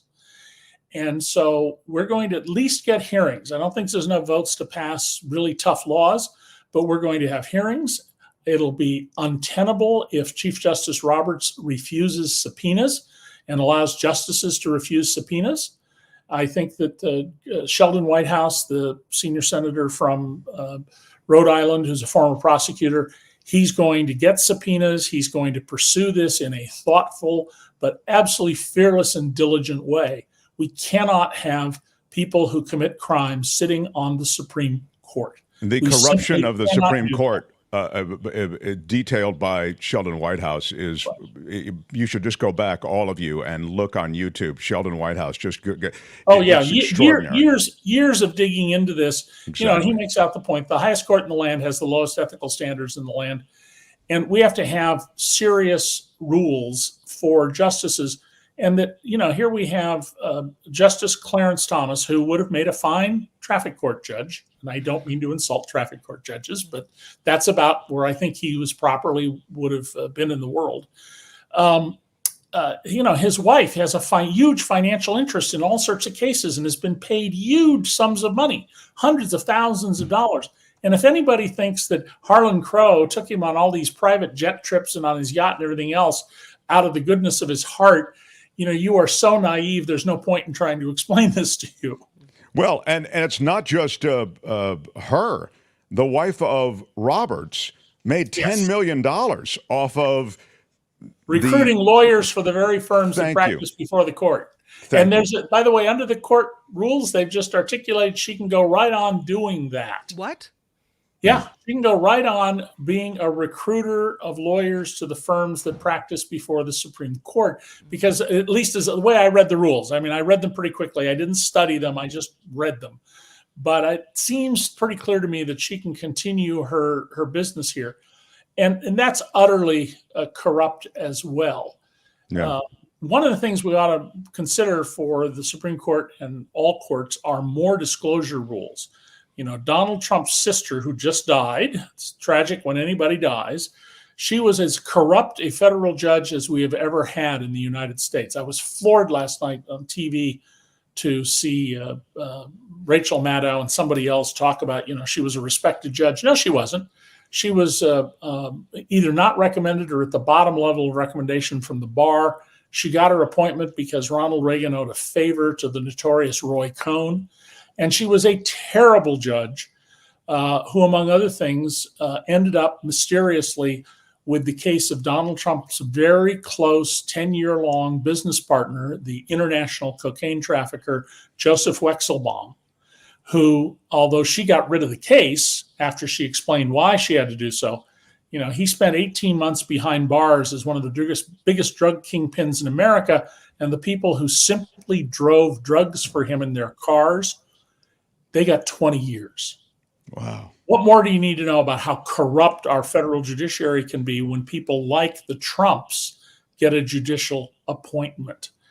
This is a very serious matter. We need to be very deeply concerned about the level of corruption at the U.S. Supreme Court with Clarence Thomas, Scalia, to some extent, one of the women justices who wrote a book and her staff helped with some things about the book. The travel is not an issue. The security of judges when they travel and stuff should be done, even if it's for private stuff. But they did some other stuff to help with her book. Okay, that's a relatively minor infraction. And then Justice Roberts' wife making a minimum of $10 million recruiting lawyers to the very firms that practice before the Supreme Court. Insane. It's insane. Kim, you want to say, we're got to say goodbye to Dave, but you have something real quick? Just a quick question. You said that Clarence Thomas, it appears to you, has committed a felony. Yeah. And made me think, okay, if that's true, can you charge a sitting Supreme Court justice with a felony? And if a Supreme Court justice is found guilty of a felony, do they have to then leave the bench? What happens? How does that play out? Okay, so he may escape prosecution because the statute of limitations is run unless there is an ongoing conspiracy to further the crime. In all likelihood, this is not going to be prosecuted, though, because of the statute of limitations issue. Civilly, there is no statute of limitations on fraud against the tax system, but criminally, we do have limits. Secondly, yeah, we can arrest a Supreme Court justice. We can put him in handcuffs and perp walk him if we want to. And if we were a nation where we treat everybody equally, we'd probably see something like that, but we're not going to as a practical matter. And once arrested, I think that it would be incumbent upon any member of the Supreme Court to resign. We've had judges arrested in various cases around the country who have resigned. We had the judge who called himself the Emperor of Corpus Christi, who hired only women who were having fights with their ex-husbands over child support and custody of their children. And then as a condition of keeping their jobs, which they were required to do in their divorce proceedings, they had to service him sexually anytime he wanted. And he was prosecuted only when they were at the very step of they're going to take away his pension as he's going off to prison. Did he then confess to the crimes and sign paperwork that allowed his wife to continue to collect his pension? Oh, my God. Yeah, and he's not, trust me, he's not the worst example out there of crooked federal judges. Well, the wife deserves the pension if he's rolling around with everybody who's got a case before.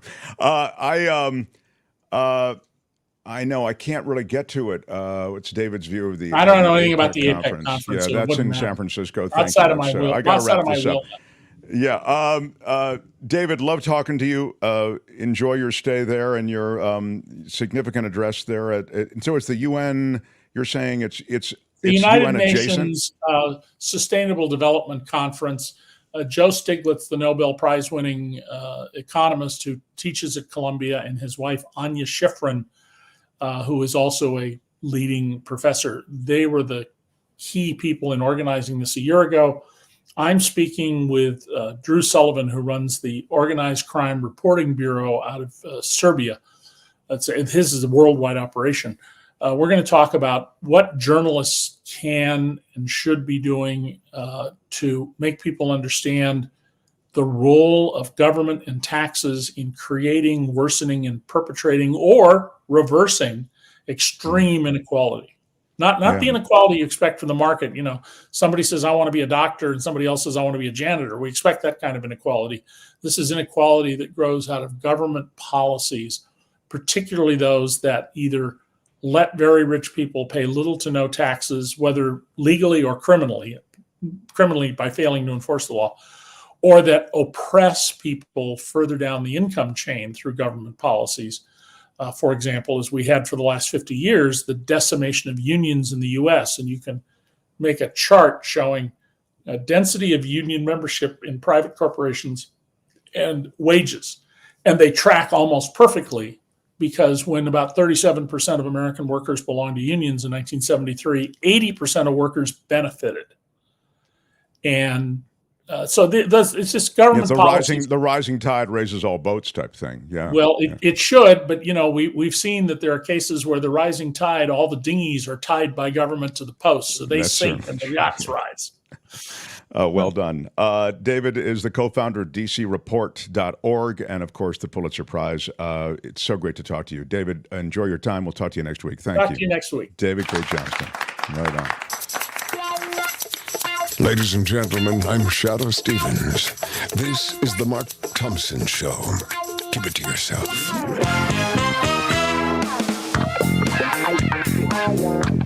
Who's Mark Thompson? Yeah. We are rounding third and headed to home. Very excited about our final half hour of this show. A lot going on. Smash the like button. Smash Someone it asked with me, your iron rod. and I will address it now. Let me find it. And now I can't find it. Wait a minute. Oh, no. Well, let me just see. Hang on. First of all, this is Russ says, where can I buy a luxury RV and not have to pay back the loan? Exactly. It's that's the Clarence Thomas movie. I come from regular stock. Yeah, of course you come from regular stock. And there is this from John. Mark, what is that Coachella Valley coffee behind you next to the two coffee cups? I can't read it. Oh, this is the new offering for the holidays from Coachella Valley Coffee. And I must tell you something. And I said this out loud to myself this morning. I said, I like this holiday blend so much, it may supplant my regular love for the El Gato coffee or even the Ocotillo espresso, which I like at Coachella. This holiday blend,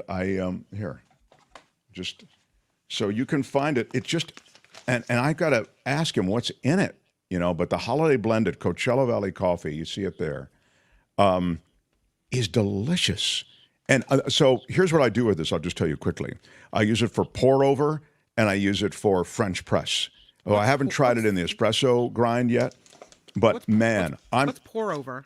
So pour over, you'll grind the coffee, you put it in a filter, and then you pour hot water over it. And that's the coffee below, right?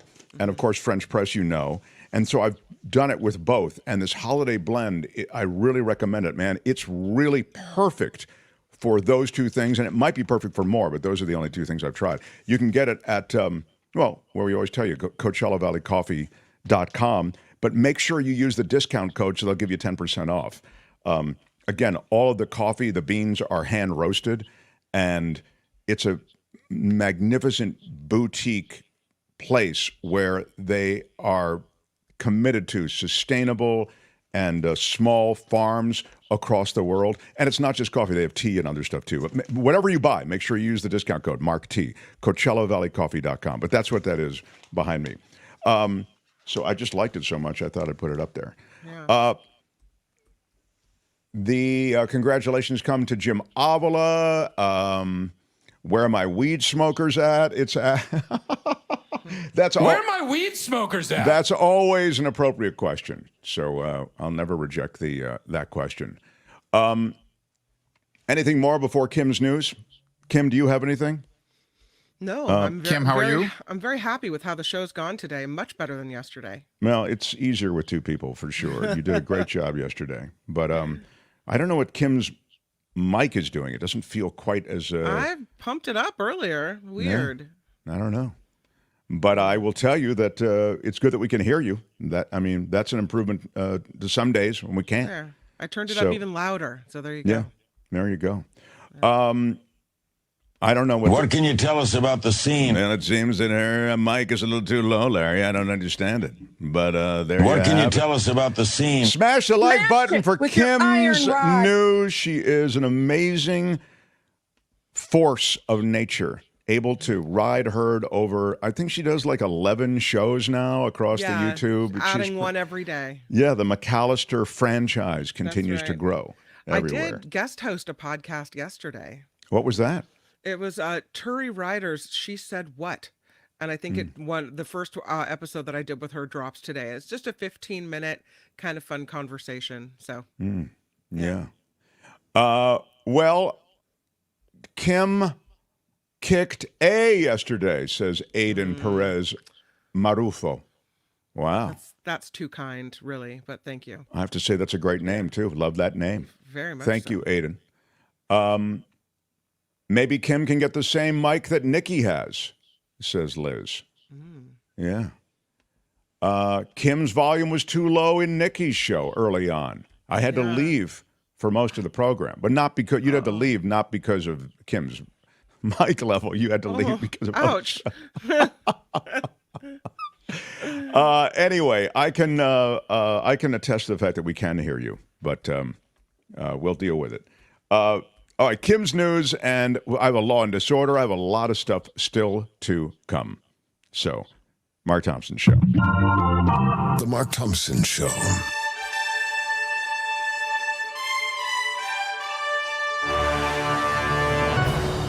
On the Mark Thompson Show, I'm Kim McAllister, and this report sponsored by Coachella Valley Coffee, which the holiday blend is apparently amazing. Woo, yeah, that's good. All right. San Francisco International Airport. It's a problem there. World leaders starting to arrive for the APEC summit in San Francisco, and now we've got big delays at SFO. It's because of this incoming storm bringing really high winds. Officials at SFO put a ground stop in place at the airport. Arrival delays. Their new hoax. Arrival delays are averaging an hour and a half. Departures about 15 minutes at this point. There were other reports of delays about 40 minutes. So if you're picking up someone, dropping off, what have you, check ahead because there's some big delays at SFO. No. It happens. We know it does. Oh, here he is, Lindsey Graham, everybody's friend, or not. A bipartisan group of senators is introducing a resolution warning Iran against expanding the conflict in Gaza. Republican Senator Lindsey Graham says the measure urges the U.S. to strike Iran if Americans are killed by Iranian-backed groups in the Middle East, or if Hezbollah opens up a second front against Israel. This comes as dozens of U.S. troops in Iraq and Syria have been injured in recent attacks by Iranian proxies. I mean, it's true. I mean, it's absolutely true. I think this is a very complicated situation. In addition to Iran, you have Turkey that is a NATO member, but Turkey used to be the great secular government in a religious place, right? And now they're a religious government, an Islamic government in an Islamic place. there may be no problem with that, except that their allegiances to Hamas and these other known terrorist groups, their allegiances are clear. So you have Iran, which is talked about a lot, and again, probably behind some of these proxy bombings that Kim just mentioned. And then you have Turkey in the background that not many people are talking about. It's a very delicate situation that could easily spill into a wider conflict. It's really scary, especially since the United States has been involved in doing some fighting on one of the borders, right? Well, our troops are there. And so, yeah, it makes it, and you've got bombs from Houthi rebels backed by the Iranians. And there are a lot of groups that are essentially proxies for Iran. Iran, I wouldn't think, wants a wider conflict. But sometimes you don't really control the scenarios and narratives that unfold despite what you want. That's why war is so troubling that way. I mean, it's just so easy for a mistake to be made, and then everyone has no choice but to play out the hand the way it runs. And I think we're kind of so close to that. That's why it's so very dangerous. In addition to all the horror that's going on, I'm just talking about the wider conflict. No, it's frightening. The tensions are pretty high at a congressional hearing, including union leaders. Oklahoma Republican Senator Markwayne Melan, featured here, stood up in an apparent move to challenge Teamsters President Sean O'Brien to a fight during a hearing this afternoon. You want to fight me? Senator Bernie Sanders intervened, telling Melan to sit down and act like a senator. Why are you yelling? Wages are being increased at Hyundai. You say Hyundai or Hyundai? Hyundai. Is the latest automaker to do so after the UAW's wins with their strike against the Detroit 3 automakers. Hyundai saying today or yesterday that it would raise worker pay by 25% by 2028 to match the raises of Ford, Stellantis, and General Motors union workers. Toyota and Honda have also announced wage hikes only of 10 and 11% respectively. So this is what David was talking about, though, when he was talking about the fact that, union wins and the power of unions have a ripple effect on other places that aren't necessarily unionized. And this is exactly what he was just talking about. Melanie's Law. California taking even more action to save young lives in school. Melanie's Law has been signed. It begins in January. It is named after a 15-year-old student who died from a fentanyl overdose last year.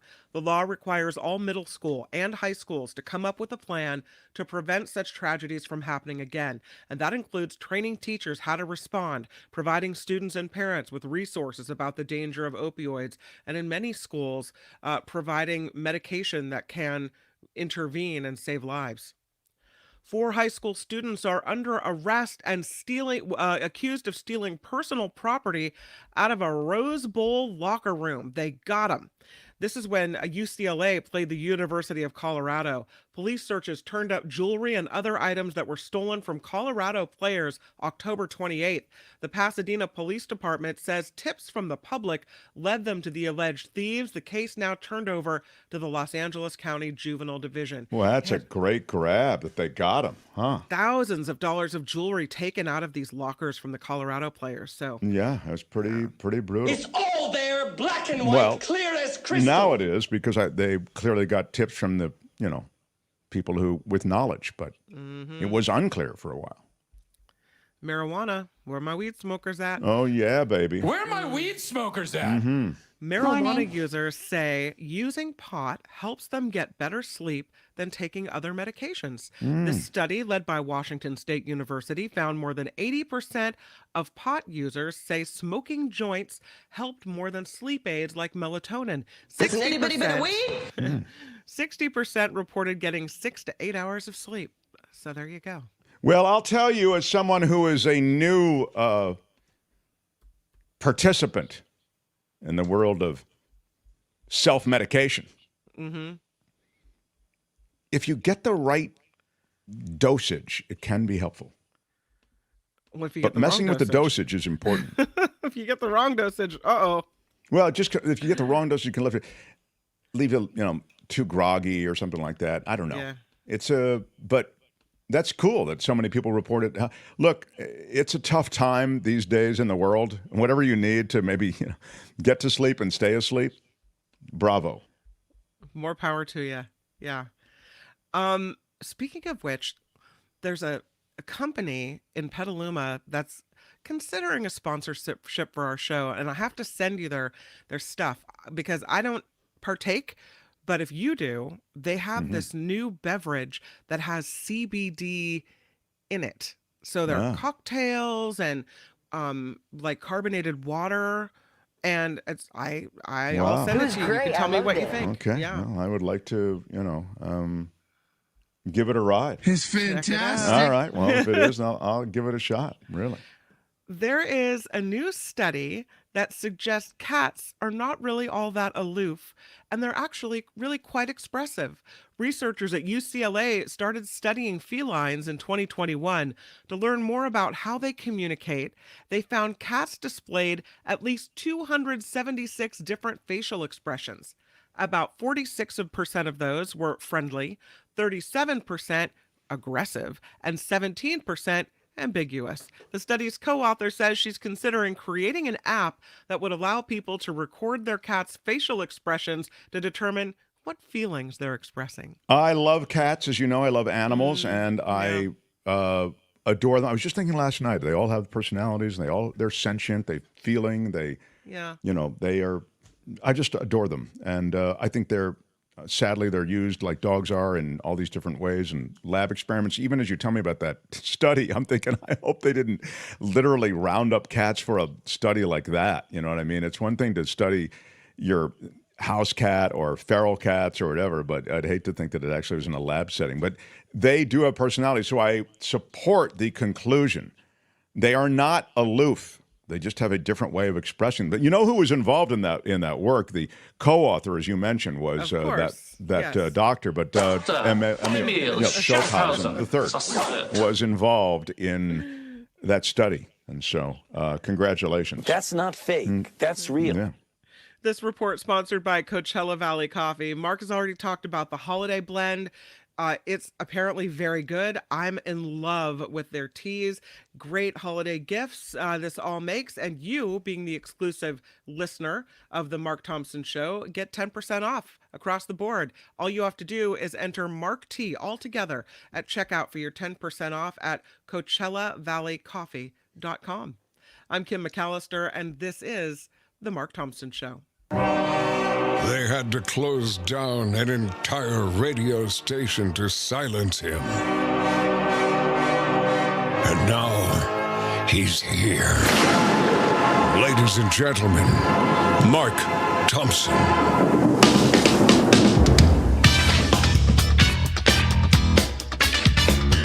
Smash it with your iron rod. I come from regular stock. There's a reason that this place is fun. Don't ever use that word. What are the porn stars doing, Mark?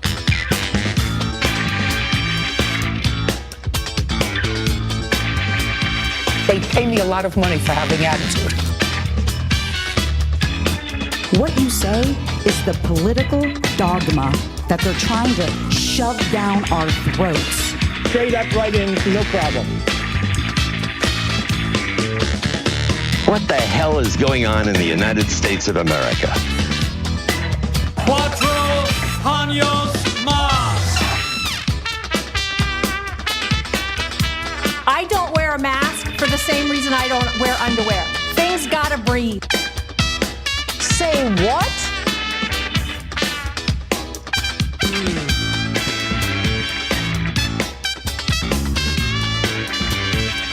Do you have a secret talent?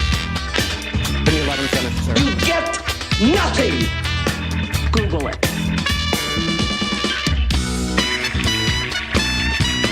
Y'all can all go to hell, and I'm going back to Texas. But that doesn't mean that it's a good thing. All the time. Bye-bye. Did you really just do that? Yeah. You know, life in the big city, everybody. Loving it. With our last few minutes, it is such a pleasure to have you all here. If you're just new, we are a show that started on a radio station. The radio station changed format. The show is actually doing pretty well. But the entire station just liquidated. This is a legendary station. KJO doesn't exist anymore. So we decided to take the show to this platform, YouTube, and obviously it's different. It's a visual thing, and we have a bunch of different technical challenges from time to time. But it's really opened up a whole new world and a whole new community to us. Those who listened to our show before, they were so supportive, and we were streamed across the country, but now they can speak with each other. The community of supporters we have here, and now, of course, we need them to support us financially because we don't have advertisers on this show per se. So it's really quite a special place that we found here. So thank you for being here. If you're just finding us, please hit the subscribe, hit the bell so you'll be notified whenever we post a video, and we'll break out videos.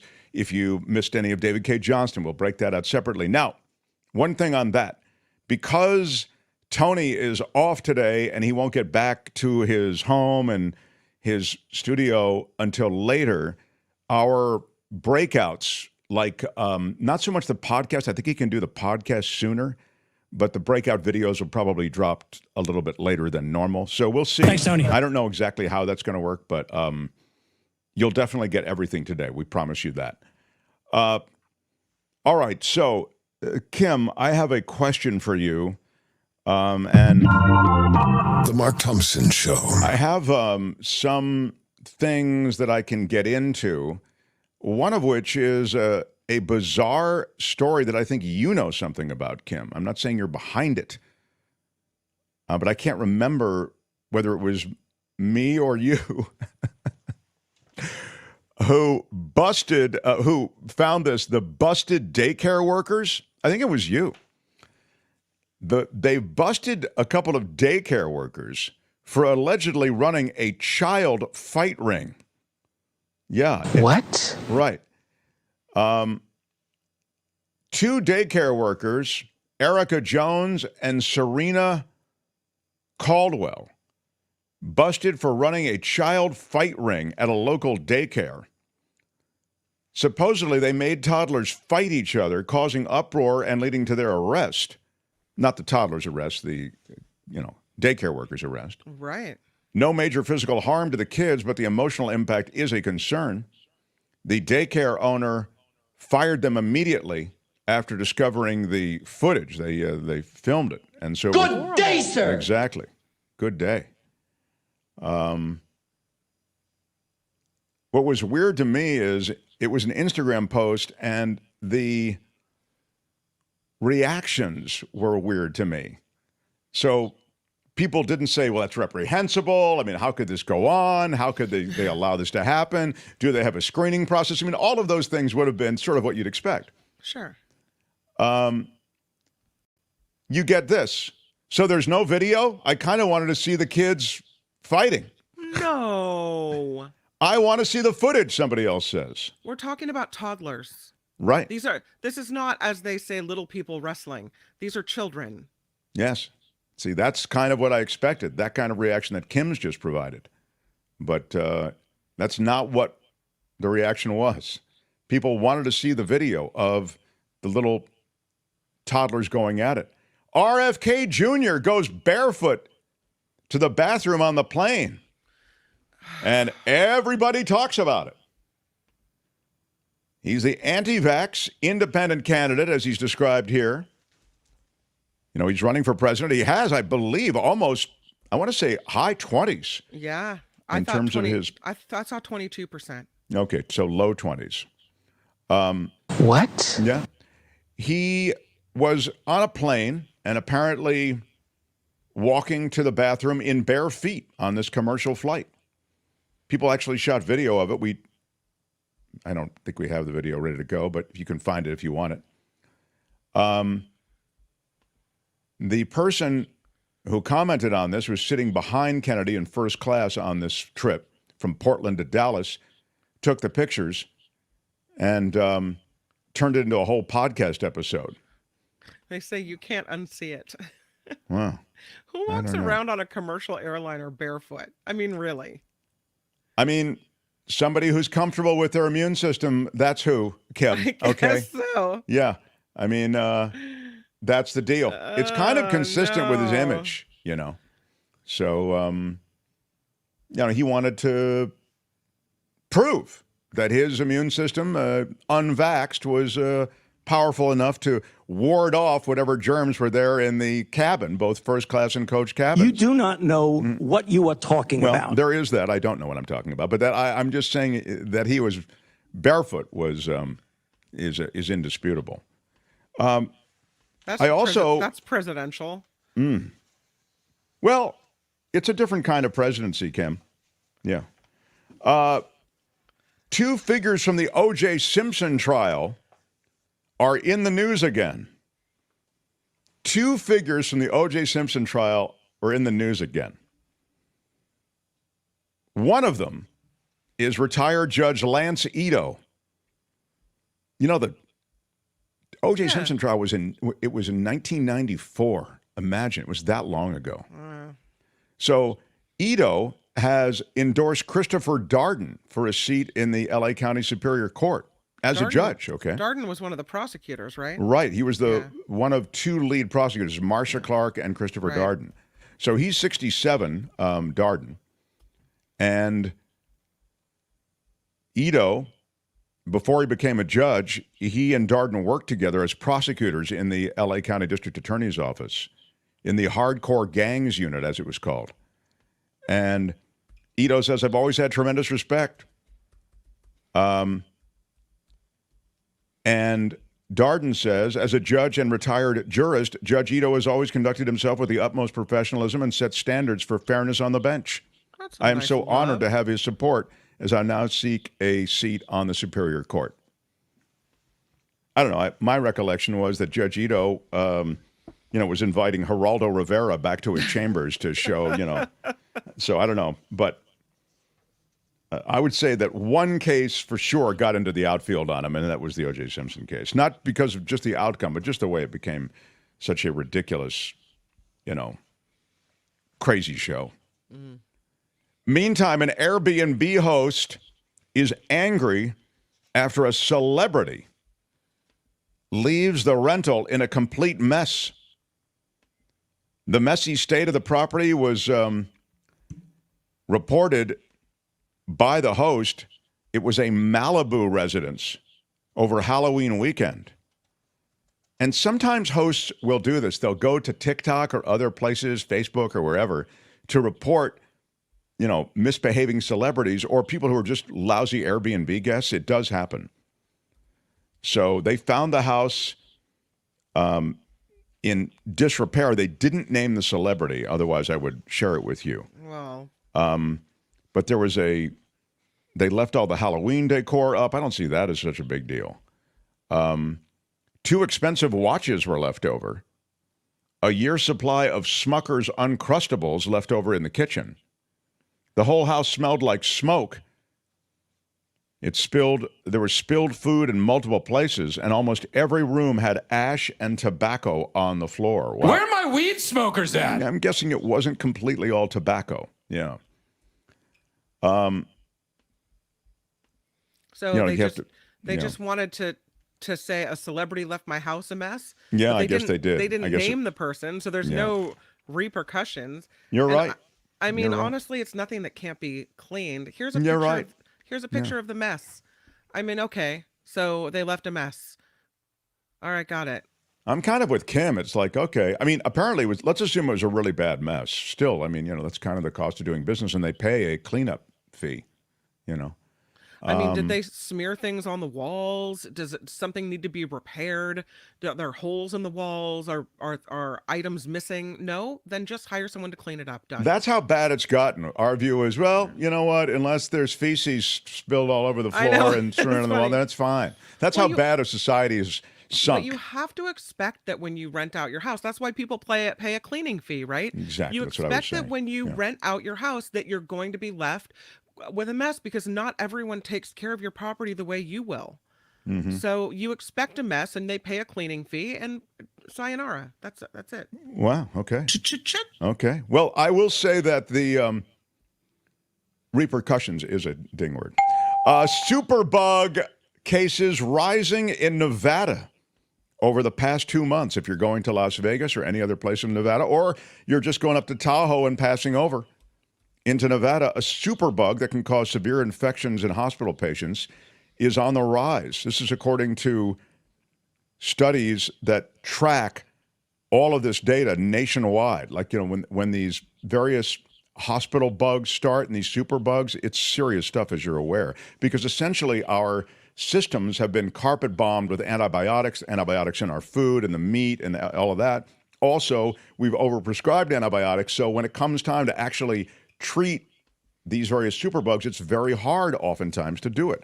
Now, this is a fungus, Candida auris or C. auris, found at 42 facilities, with Sunrise Hospital and Medical Center in Las Vegas being the highest levels of all the facilities. And it's easily spread. It's one of 5 superbugs identified in 2019 by the CDC. It reminds me of The Last of Us. Did you What's see that? The Last of Us? Did you see The Last of Us? No, I didn't. With this fungus, fungus, kind of like mushroom fungus, takes over, and because it has spores, like it spreads everywhere. That's creepy. Well, it's come to life, Kim. Someone did this to spoil our Christmas. Yeah, cases reported in September and October set records in Nevada. Again, if you're going to Las Vegas, the hospital there has the total number that exceeds all others in the United States. So this is a super fungus, and it's on a lot of things like, various surfaces. Because it's a fungus, it can get into the bloodstream during invasive procedures. So that's really the problem. No. Yeah. These are, can oftentimes be real acute cases, and these fungi colonize, and there's no way to really know. And so on instruments, despite the fact that they try to keep the instruments clean and sanitized, it can really be an issue. So because there wasn't enough to worry about, I thought I'd share that with you. There's a reason that this place is fun. All right, a little more. Stay at my house wrapped up in bubble wrap and never go anywhere or do anything. It's crazy out there. Now, The Mark Thompson Show. Now you see why I don't want to go on a cruise. I'm going on this. I understand. I'm being dragged onto that cruise, man, kicking and screaming. I do want to, on the way out, acknowledge. Is there anything else I have to acknowledge, Kim? I think I got everybody today. Pinky. Mm-hmm. Come on, Pink. $1 a day. Big shout out. Appreciate that. As a crowd-funded show, we embrace you and we adore you, all of our contributors. It really does matter, so thank you so much. Or as I like to say, Thank you so much. there you are. So, Kim, I felt you distinguished yourself admirably in my absence yesterday. Yeah. But it's always more fun to have you in the mix with me. So, I hope you'll be in the mix with me tomorrow. I'll be here. And we're going to crank up your mic so you can be heard. Okay. It's probably not that bad, actually. I don't know. Maybe it's just me. Maybe it's my fault. I don't know exactly what the problem was, but You just don't get I it. don't do get you? it. I You don't get it. I don't. How about a last-minute super sticker from Ron Cook? Come on, Ron Cook. Big shout out. Big shout out. Yeah, I love that. Ron Cook, thank you so much. Thank you so much. Yes, indeed. Tomorrow, Rothman, Little Mideast, and more. I'm Shadow Stevens for The Mark Thompson Show. Bye-bye. Go over to the after party live. We'll do it live. I can all right. They're starting that now. Thanks, everybody, for all the love. We appreciate it. Till tomorrow. Bye-bye.